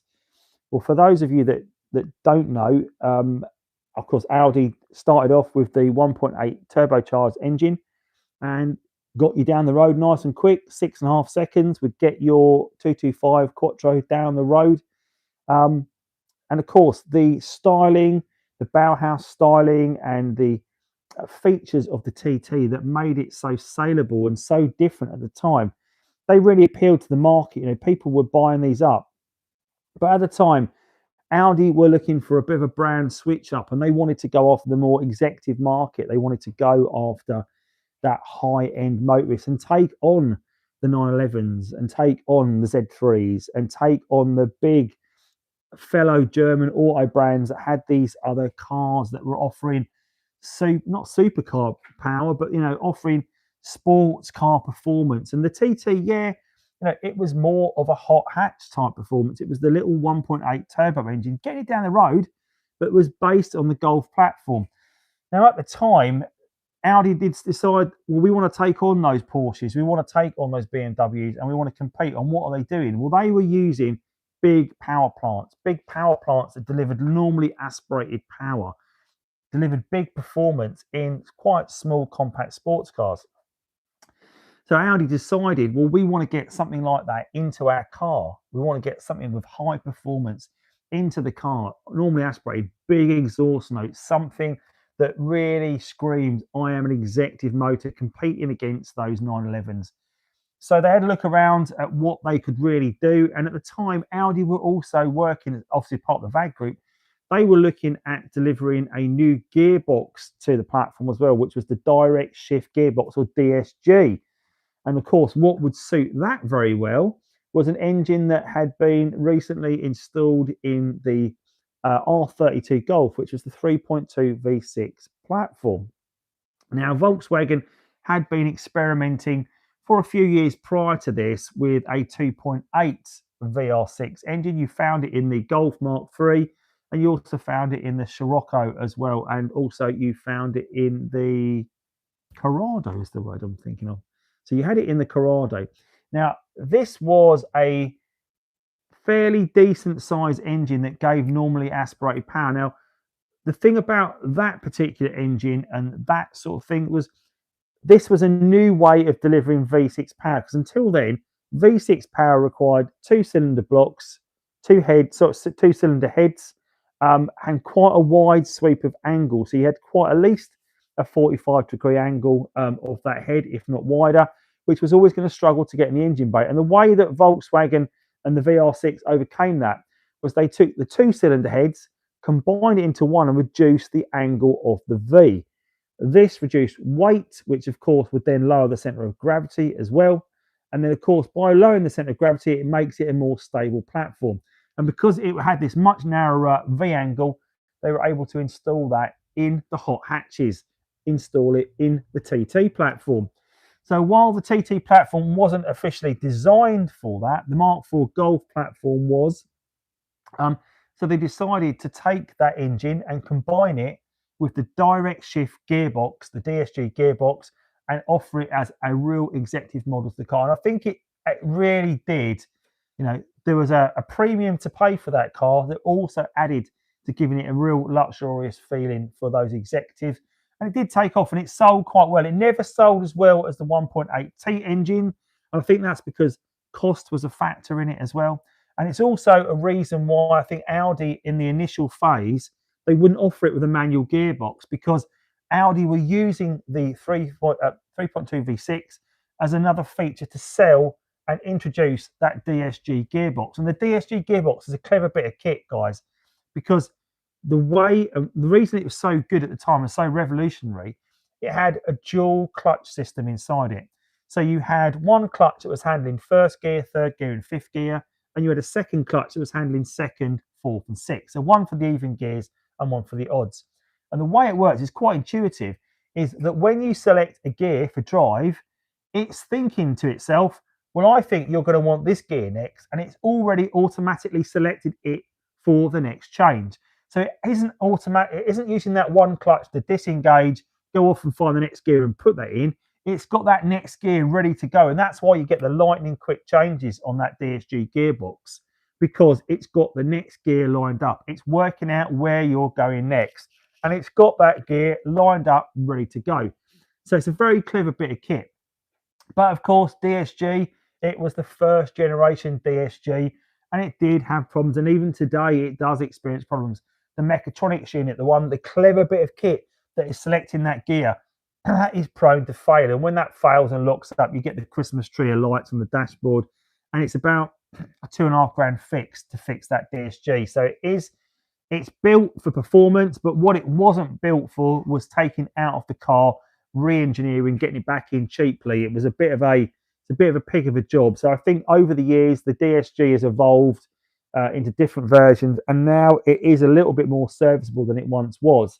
So it is an expensive fix, but because at the time Audi wanted to sell that VR6 engine with that DSG, they didn't offer it as a manual. I know I've told the story about Chris and his Kingfisher Blue 3.2 that he was essentially sold a 225 only because it was the only manual option, and the 3.2 V6 wasn't an option to Chris because he wanted it in manual. They wouldn't do a manual, and then lo and behold, a few months later, they did a manual, and then of course he was able to get one, and they took the car back off him. But anyway, so that's a little story, and I'm doing a bit of a deep dive on that on the channel this week, so definitely check it out. I'm not sure when it will come out this week. It might be Wednesday or Thursday. Probably Thursday I might get it out. It might, because I think I'm going to be pretty busy at the weekend to get videos out. I think the video should be live for Thursday, so definitely check it out. Honourable 9075. What should the average IAT value be under load for a 1.8 BAM engine? Outside temperature was about... Oh, I don't know that. I don't know the answer to that question. I don't know if anyone else has got any answers to that. I'm not sure what that would be. But yeah, that's an interesting question. Any thoughts on that VR6 engine in the TT and what my my research has found? Interesting to see if that is rings true with people, because also obviously the R32 Golf was in that same sort of platform as well, and that produces about 6 or 7 horsepower less than the TT, and it's also about half a second slower. I didn't know if people knew that as well, because the R32 Golf is always seen as like the prestige model of this, and it asks crazy money compared to the TT with the same engine and gearbox in it. Those R32s really hold their money. I think personally, I was quite surprised by the performance difference. So I think this one has between 247 and 250 brake, and of course the R32 has about 241 brake horsepower. Now that car, the R32, is also 30 kilos heavier than the 3.2 V6 in the TT, and because of that, it also has a bit of an acceleration disadvantage, I guess. So it runs a bit slower, but it is seen as the more desirable option. I personally think that engine suits the hot hatch more than it does this car. The 3.2 V6 is quite a nose-heavy car in the TT, so under braking, it is quite heavy at the front. But, you know, you get used to that, and it is still a great, fun car to drive. And the exhaust note makes up for whatever it is. But, yeah, so that's my theory, and my video is going to be coming this week. So definitely check it out. I'd be interested to know your thoughts in the comments when that comes out this week.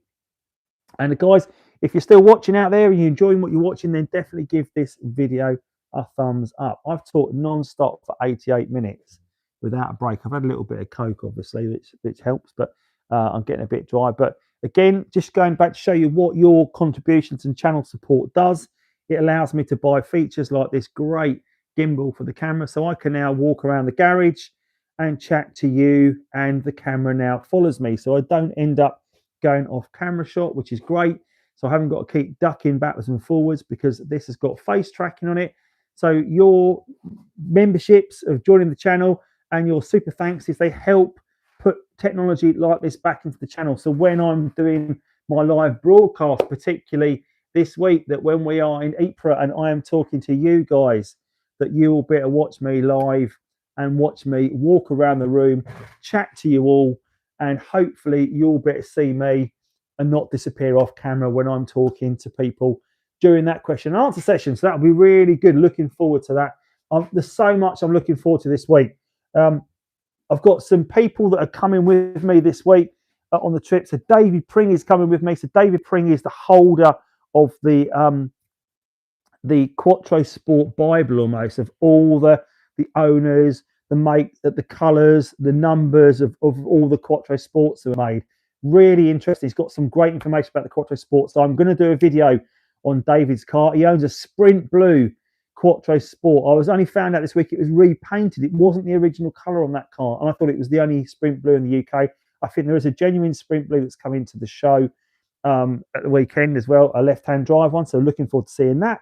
So I'm looking forward to catching up with David over dinner this week and see if we can talk about some of the features and some of the information that we may not know about the Quattro Sport, and I can share with you here on the channel. I know that I've got quite a few members on here who are driving over with me this week as well. I don't know if Jeff's on tonight, even though we featured his car as the channel car on the thumbnail. But if you're out there, Jeff, I hope you're well. Looking forward to catch up with you over a beer this week. I know that I've got Mrs. Jugs is on tonight, and she, Vanessa and Lee, they are joining us this week as well on the trip. Looking forward to catching up with them and seeing their car for the first time as well. And a few other members that are coming. I know Angelo's coming as well. I've not seen Angelo for a few weeks, and well, a few months probably. I don't think I've seen him since Christmas. But him and Dawn are coming along. Great to see those guys attending the show this year as well. There's quite a lot of people that are coming along for their second and third visits to the show. But there's a lot of new people coming along for the first time. So I'm looking forward to inviting and welcoming so many of you new people to the show. And of course, so many return visitors. And I think that speaks volumes that we've got so many people that come year on year, because it's such a great weekend. We have such a good time. It's a really good bunch of people and great cars on display. Looking forward to Ypres. Andy will be driving up from the Dordogne, France. See you there. Neil, fantastic. Are you coming in a Mark 1, Neil, or a Mark 2 or a Mark 3?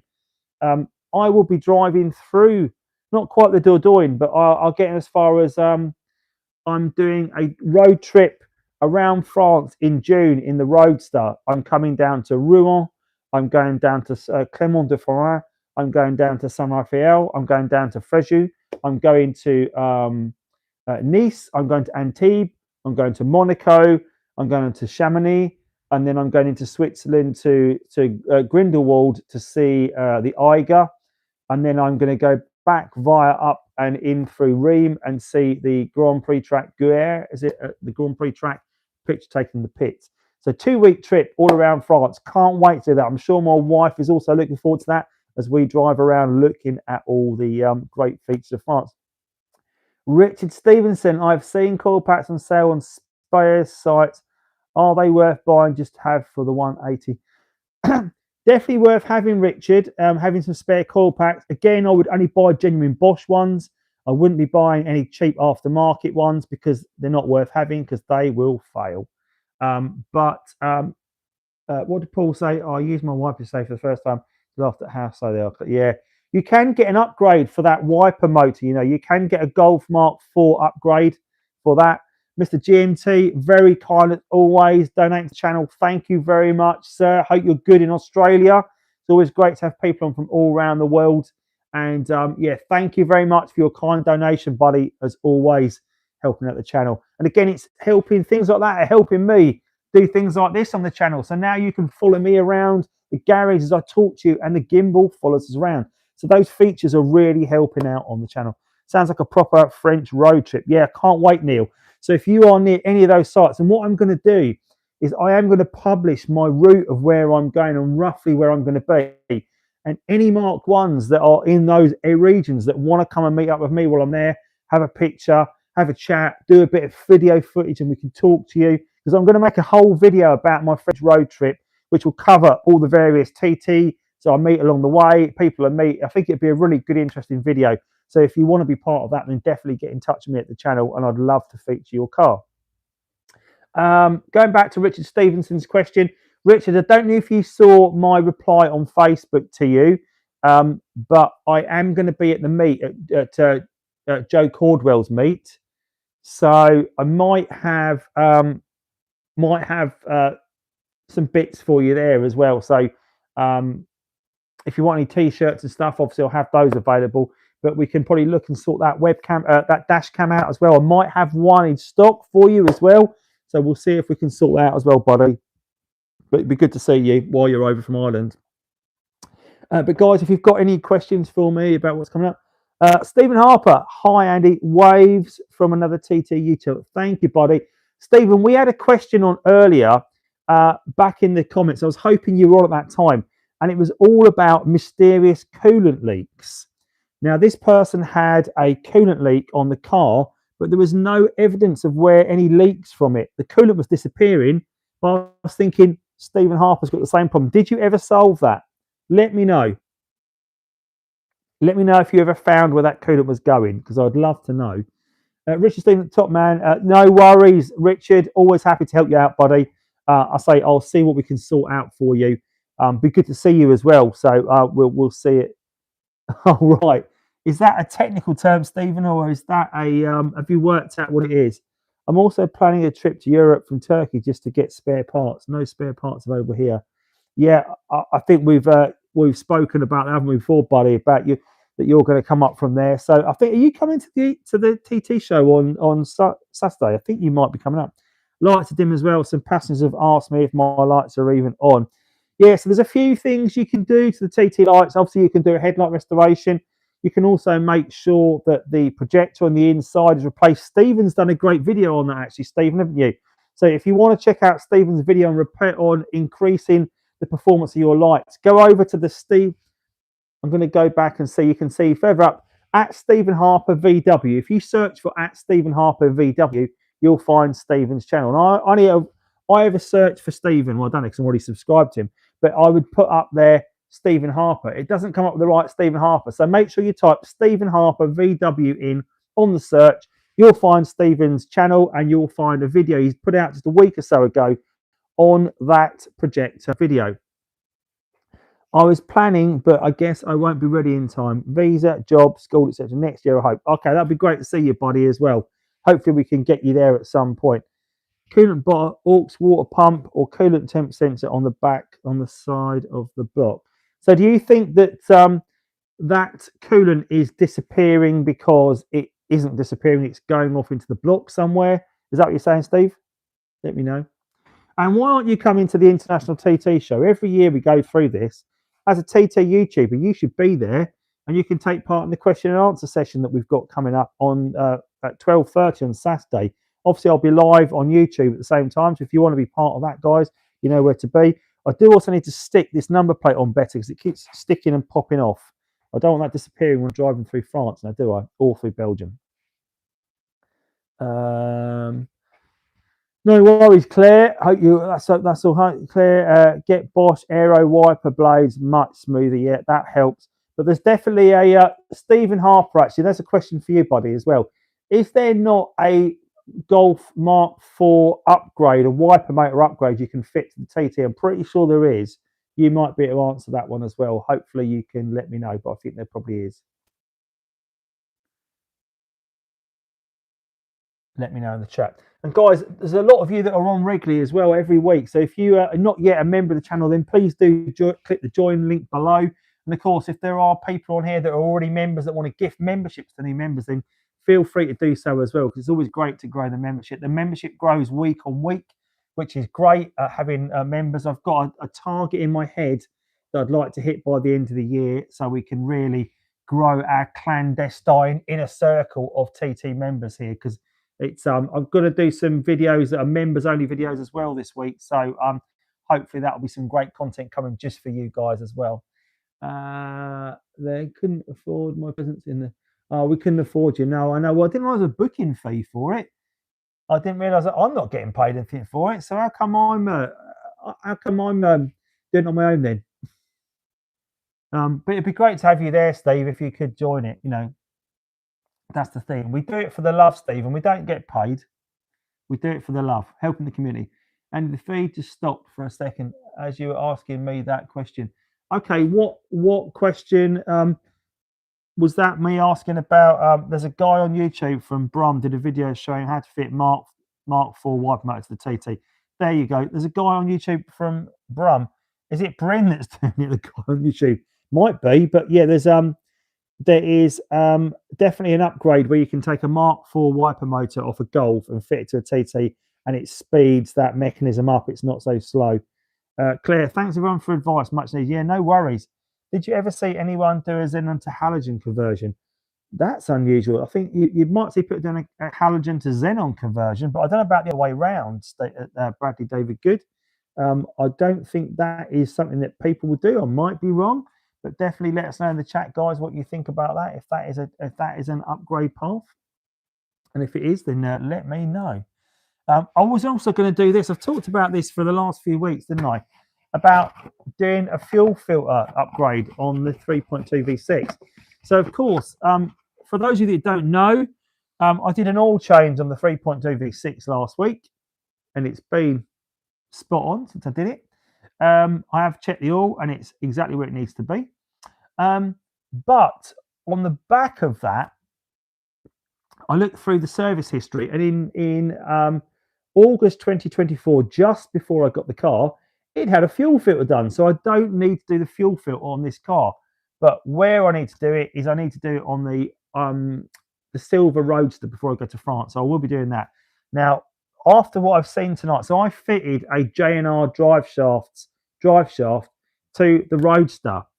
And worryingly, someone said, Christoph said earlier on, that he'd fitted one, it lasted 300 miles and failed. Now I'm worried about taking that car to France and that drive shaft failing on me, so I might have to swap that out again before I go.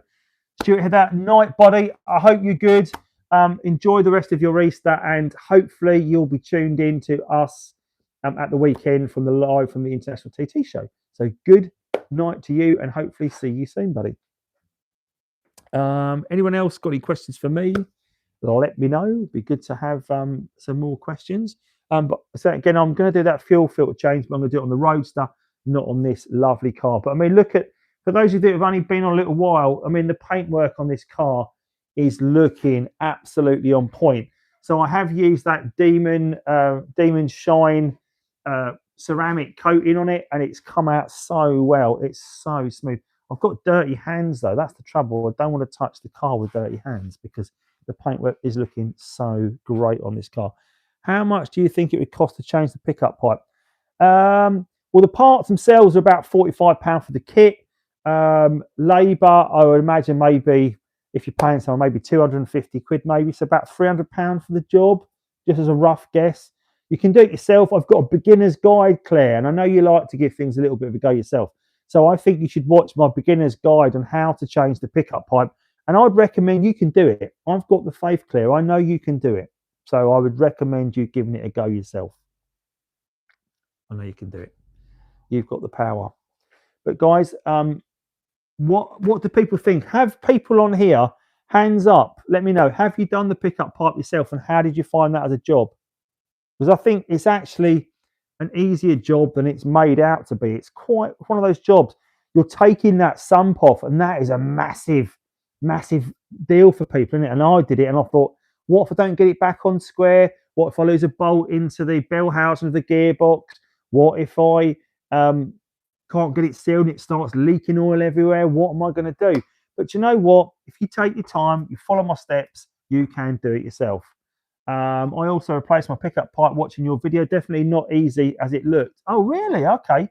I thought it was quite a beginner's guide video. I think maybe taking your time is the important thing, and making sure you don't use too much sealant on the gasket, creating the gasket, but using enough that it does seal up. Making sure you don't lose in those bolts inside. I did the pickup pipe. I just thought it was oily. Yeah, it is a messy job. That's the thing, isn't it? I'd say that make sure you've obviously drained the oil first. It's probably quite a key step. Getting it off nice and square so you're not dripping oil everywhere. What I'd also do, because don't forget you're having that off. So what you can do, another tip that I didn't really include in it, is that once you have got the oil drained out, is get a rag and stick the rag through the drain hole, okay, into the sump, because you're going to be taking the sump off anyway. You can clean it properly on the inside anyway. So put it there, and it stops it dripping and dripping all over you when you're working. So that's one good tip I'd give it. If you don't have enough height under the car, it's very exhausting. Yeah, that's the one good thing, is you need to make sure you've got plenty of height under there. Having a good jack would help you on that. Hi best buddy started panting like hi best buddy start panting like dog. Not sure what that is, Jacob, but I don't think I'll be panting like a dog. But that's a bit of an interesting request. Maybe I need to start doing like an OnlyFans page where I do the amount of people that put random requests in. If I get paid to it, I'll pant like a dog, but I'm not going to do it. Oh, it's been retracted now. You don't want me to pant like a dog? No, that's good. I didn't do it myself. No, Andy Mortimer, I know you didn't do it yourself because you've got a great mechanic that does lots of these jobs for you. Really looking forward to seeing you at the weekend, Andy, because I know that you're really nervous about that journey. And I think that your car sounds like, it's in a really good place now. So I'll be looking forward to welcoming you to Ypres with a beer on Friday evening. Neil, don't put it off. Don't put it off, because if you look at putting jobs off on the TT, look what happened to that poor engine in my garage that had that timing belt put off for too long, and look what happened to that. And if you are a little bit concerned or worried about a job, and maybe I can make the timing belt last another few months. No, you can't. Look at that. That's what happens to valves on engines where people put off the timing belt chains. They end up bent like that. I mean, that's like a daffodil. Claire, if you buy a pipe, pick up pipe from Cloud Customs, they're not expensive and easily done in an afternoon. Absolutely, Vanessa. That kit's about £45 from Billy Cloud's site, I think, isn't it? Pretty sure. Yes, getting the pipe tomorrow. TT spare, we're out. Yeah, they are definitely. So I would recommend Cloud9 Customs for any of your pickup pipe stuff. The TT has covered 250 since 2021. It's going to cover more than that. Get into Dover. I think am I right in saying you were on a boat rather than on the train on Friday? I think you're on the boat, aren't you? But whichever it is. But do you know what? Looking back at this valve, it is so crusty. Look at that crusted on oil. These poor valves and that engine, those piston heads are just absolutely minging. But it is what it is, isn't it? We'll put that over there now. And of course, so the shuttle at 12:50. Okay, great. So you will be in Ypres. I think you will be in Ypres for 4:00. So I will see you at the Ariane Hotel for a Wipers beer at 4:00. There you go. That's a good reason to get down there. Timing belt is done. Yeah, absolutely do that. So some of the bits I'll be taking, obviously I'll be taking to get the car ready, because after it's done a few miles, just to go back over again, I'll be using my Demon Shine cleaner. I'll be taking my Turtle Wax dash and glass to get my glass looking shine. And what I've been using to get the windscreen nice and clean, I've got one of these. These are brilliant. This is a wirelessly charging 3-speed polisher. Look at that. Yeah. So that allows you can actually polish the windscreen with it. So you put it on the windscreen and I've got some tubes of stuff that come with it. And what you can do, you put it on there and it's like oil and film remover for a windscreen. So you can clean the windscreen off. You get it absolutely shining like it's brand new. Because we all know that you end up with insects splattered all over it, road film that won't come off. Well, that is an absolute must and something new for my detailing collection of tools. Absolutely brilliant little gadget.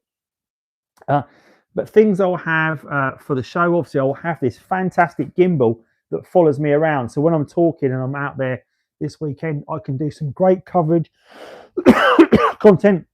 I'm probably going to go to Thierry's museum actually on Friday. I'm going to give him a call, see if I'm going there early and film some of the cars and do some walks around with it as well. So can you use that for the roof? Can you use this on the roof? Yeah, I wouldn't really. Anything on the roof, and we could probably do. I've got a video clear on restoring a roof, because they do over time. They do get discoloured. I would brush a roof. That's the best way to do it. Get a soft brush and brush a roof, and then you need these two products. This is what I use anyway. So first thing you do, you get this Auto Glim soft top cleaner. You squirt that on the roof all over. It's like foamy. Then you get a soft brush and you brush that off. Yeah. Then you give it a wash, give it hose down with like a hose. Give it a hose down. and then you add that soft top protector, and that gives it like a waterproof coating over the top. That's all you need to do. What you don't want to be doing is scrubbing it. You don't want to be scrubbing it, because you'll damage the material. You don't want to be like that polisher. You don't really want to be using the polisher on it, because all you're doing is grinding stuff into the material. That's not going to help it out. You want to brush stuff off. Soft 99 do something called Glaco. It's a compound that cleans the glass, and they do a glass in the last 12 months. Yeah, absolutely. This is really good, Stephen. I'll show you that next time I see you, actually. But yeah, good. A lot of great chat going from the members tonight. I think most of our comments have actually been fully fledged members tonight. So thank you very much, all the members that do support me. It's great to see you all chatting in here on a Monday night. I know that we've had our Monday this week has probably been a bit sort of impeded by a couple of things. Obviously, Artemis 2 rather, going around the moon right now, live broadcasting all that lovely footage from the moon. That's probably impacting YouTube a little bit. And of course, it being Easter, so most people are busy doing other things tonight. Hopefully, people that haven't watched tonight will catch up tomorrow, so that'll be great. Andy Mortimer, hi Claire. My T's covered 60,000 miles, but has been off the road since. Yeah, it has. It's been off the road for many years, hasn't it, Andy? So it's a big ask for it this week, but it's one that I know it's up to the task to do. I know that you've taken all the precautions you can to get it there. Guys, hands up in the chat. Who's coming to Ypres this week? I know that Mrs. Jugs is coming, and Andy Mortimer's coming. Who else have got coming in the chat? I think Neil was on earlier. He was coming as well. But of course, if you can't be there this week, guys, don't forget that you can watch me live 10 a.m. on Saturday morning, where I'll do a walk around of the show.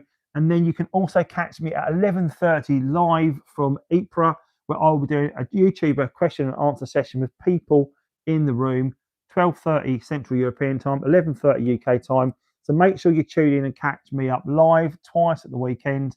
And I might even do a live from the convoy on Friday as well. So that might be worth checking out too. So if you want to check that out, it will definitely be worth watching. Looking forward to catch up with many of you this week as well. Still got 20 of you out there watching at the moment. So if you've got any questions for me, let me know in the comments what you want to ask, and I will see if I can do it. What was that? By the way, what was that, Stephen? I didn't catch that. By the way, I finally got that unit. Oh, brilliant. Yeah, because you were worried about that, weren't you? It was going to cost you a fortune. I only bought my car Friday. I was able to come. Yeah, that's the thing, Paul. It's a bit late notice, I get, but it's but don't forget, you can watch it. You can keep in touch with it all by being on the channel, and you can see that there. We've got some quite a few members of the channel coming. I know that are coming over even on Saturday as well. Richard George is coming on Saturday in that lovely red Quattro Sport we had here in the garage a few weeks ago. Andy, any ideas how much a clutch and flywheel replacement would cost on a 3.2 DSG? A lot of money, I would think. I think you're probably looking at, I think that's another $2,500, $3,000 job, to be honest, I think, to get that done. It's probably why on a lot of the 3.2s, why you see them getting broken for parts, because to do these jobs on the 3.2, they're such expensive jobs to do that the cars themselves, they're almost become uneconomical to make that change. I'm fairly lucky with this car because it's a rare colour, it's low mileage, so any jobs like that need to be doing is worth doing, because it's definitely worth the money. But a lot of the more common colours, the higher mileage variants, sometimes it's not economical to do those jobs. Hopefully it is though. Do you know anyone travelling on Friday at a similar time as me and Tony? Yes, I think Nick Clark, Andy Mortimer. I think Nick Clark is on the train. I might be wrong, he might be on the ferry, but I think he's on the train. If you go to the Audi TT Addicts Facebook group, Andy, and just message Nick Clark, he will tell you what time he's coming over. Yeah, Milton, it's an expensive job. Nick Clark is convoying over. I think they are meeting in the car park at City Europe on the French side once they're through, to get everyone together. So definitely drop Nick a message and he'll definitely meet up with you. I'm interested in Springfest though, even though it's a long way from North Yorkshire. Paul Hutchinson, drop me a message, buddy. You're more than welcome to attend that. Absolutely welcome to be part of Springfest. All members are more than welcome. I know there's a few of you on here. Stephen Craddock has been to both my previous Springfest. Andy Mortimer was here last year for Springfest as well. I'm sure they'll both give it a massive thumbs up for being a great day here in the garden. I also had a friend of mine that runs a seafood van, like a seafood pop-up van. So he might be coming along to provide food as well, competing with the wife, but you know, he is looking to come along as well. So I might see if we can get him here for some additional savoury snacks as well. Mr. Jug, Stephen putting a new video out about the Kent experience, already watched it. Oh yeah, okay, great. That's good to know. Would love to attend this year again. Stephen, you are down, buddy. It's Sunday the 31st of May. That is when we're holding Springfest this year, so definitely come along if you can. Just drop me a message just to confirm that you want to be here, and I will put you on the list. There's quite a few members now that are coming along to that as well, so it'd be good to have you along. Guys, if you enjoy what you're watching today, then definitely give it a thumbs up if you've not already done so. It's always good to know people are on and watching. I probably won't be on for too much longer. I will probably wrap it up after a couple of hours tonight because still a load of things to get done before Wednesday. And obviously I'm working tomorrow. So I'm only got tonight, what's left of tonight and tomorrow evening to be ready and packed for leaving this house at 7 a.m. on Wednesday, which is, going to be 5 days away. And looking forward to it. I was actually going to build a sign actually tonight. So now my logo over here, my logo. I was going to build a light up sign for it, ready to take to Ypres to have in the car, but I've run out of time. As you do, you know it is. Things take time, don't they? Things take up life, and this is what it is. But yeah, anyway, we'll see what we do. But if you've got any more questions, thanks Andy Morton for giving it a recommendation. Appreciate that. It's definitely a good day out on it. Springfest is a great day, even if you are driving down from Yorkshire. So Paul, you mentioned about coming to Springfest. I think Andy, you come down from South Yorkshire, do you not? From the Sheffield direction. So is that? I'm pretty sure it's South Yorkshire, isn't it? Sheffield, pretty sure it is. Don't forget, I'll be up in Sheffield that first weekend in June as well for the ice hockey tournament I'll be playing in. So I'll be up that way as well. Last question from me: Why does my hazard switch stick halfway in? It's likely that it's actually there's a bar that links. So in the dashboard, there's a bar that flips up behind all the switches that keeps them in position. That bar drops down sometimes, and the switch pops out at the back. So that could be a problem. What was that? Sorry. Appreciate the time. Get yourself sorted. Absolutely. Yeah. Thanks, buddy. Appreciate that. Harry, thanks all. Just want to say good night. Thank you, Mo. Good luck with the boys, the Hiller boys at TT Spares. I'm sure they will sort you right out. So yeah, definitely check that out. And thanks for your support as well, Mo, on the channel. Most appreciate you being a channel member also. Andy Mortimer, yeah, definitely in Sheffield, don't you? So we'll definitely be having some dinner that night in on that Friday night in Sheffield when I come up. My family all from Sheffield if you want to train down. I'm not sure who that's aimed at. Why family all from Sheffield if you want to train down? I don't know, is that aimed at me? Because although I'm coming to Sheffield, I'll be quite I'll be busy that weekend. So you're more than welcome if you're in the area, you want to come out and join us for some dinner on that Friday night. Bring your car down. But I'll be playing ice hockey all weekend. So, but the Friday night is pretty much free at the moment. Although I will be going out in the town, no doubt, having a few beers and a few nice bits of food to eat. Not much room in the boot of the roadster with all the tools and parts for luggage. Yeah, that's the trouble, isn't it? There is the thing about roadsters is we're doing this trip around France in June, and I'm choosing to take the Roadster rather than the 3.2 V6. But really, it would be more space economical for me to take the 3.2 because it's got more space, fold the seats flat, you've got a whole luggage area in the back of it. But of course, you want to drive around France with the roof down, don't you, really, in that lovely sunny weather in June? So that's what we're going to be doing. Sorry, was if Andy was going to Springfest. Oh, okay. Yeah, I get you. But yeah, Andy will probably be coming to Springfest, I am sure, because that's always a good day out. Although I think he normally has a pillion passenger in the passenger seat, so he might already be full up And of course, being a road, so there's only 2 seats in it. Or we might be bringing some of them as well. But yeah, guys. So I'm probably going to wrap up in about 30 seconds. So if you've got any more questions for me, then let me know. Say quite a bit to get done still. Get this garage ready. Get this car ready. Get the vacuum cleaner on it. Make it look great. Get the video ready to go out this week, which I've got to also do. So a lot going on. And then obviously tomorrow night we'll be packing, watching the Wrexham game. Come on, the Wrexham at 8 o'clock. That'll be the next thing to be watching. Go on the Wrexham. Let's beat those Southampton boys and take me off with 3 more points. Celebrate for the weekend. Yeah. But guys, I want to thank each and every one of you for being on tonight, listening to my TT stories, talking about my TT journey. Yet again, thank you for supporting me here on the channel. And look, the things we do, the things we invest in from your memberships by getting technology like this that allows me to walk right around the car. The camera now follows me, so I'm never off camera shot when I'm talking to you guys. How amazing is that? I love this function. How good is that? So I'm always in camera shot. You can see what I'm working on the car when I'm live. Love that. But yeah, guys, cheers, Andy Mortimer. I will see you Friday.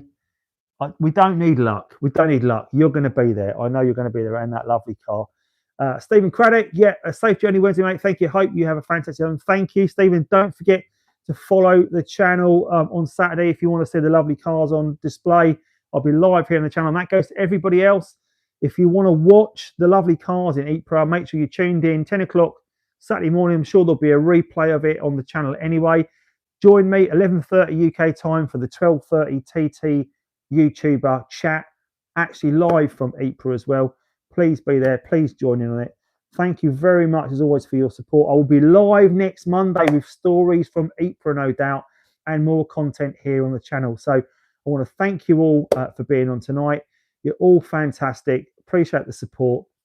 Hope you enjoy the content. Don't forget to give this a like and go off and watch a few videos as well. Definitely check out the video from last week. It hasn't had that many views, only about 400 views, which is really low for a new video on its first 3 days. So if you've not checked the video on the timing belt, go off and watch that if you can and get it some more views, because I don't know why it's not really caught on that video, because it's really quite interesting. And looking forward to seeing all of you. Claire, I will be getting in touch with you with an email to follow up. Paul, I'll be following up on your email as well.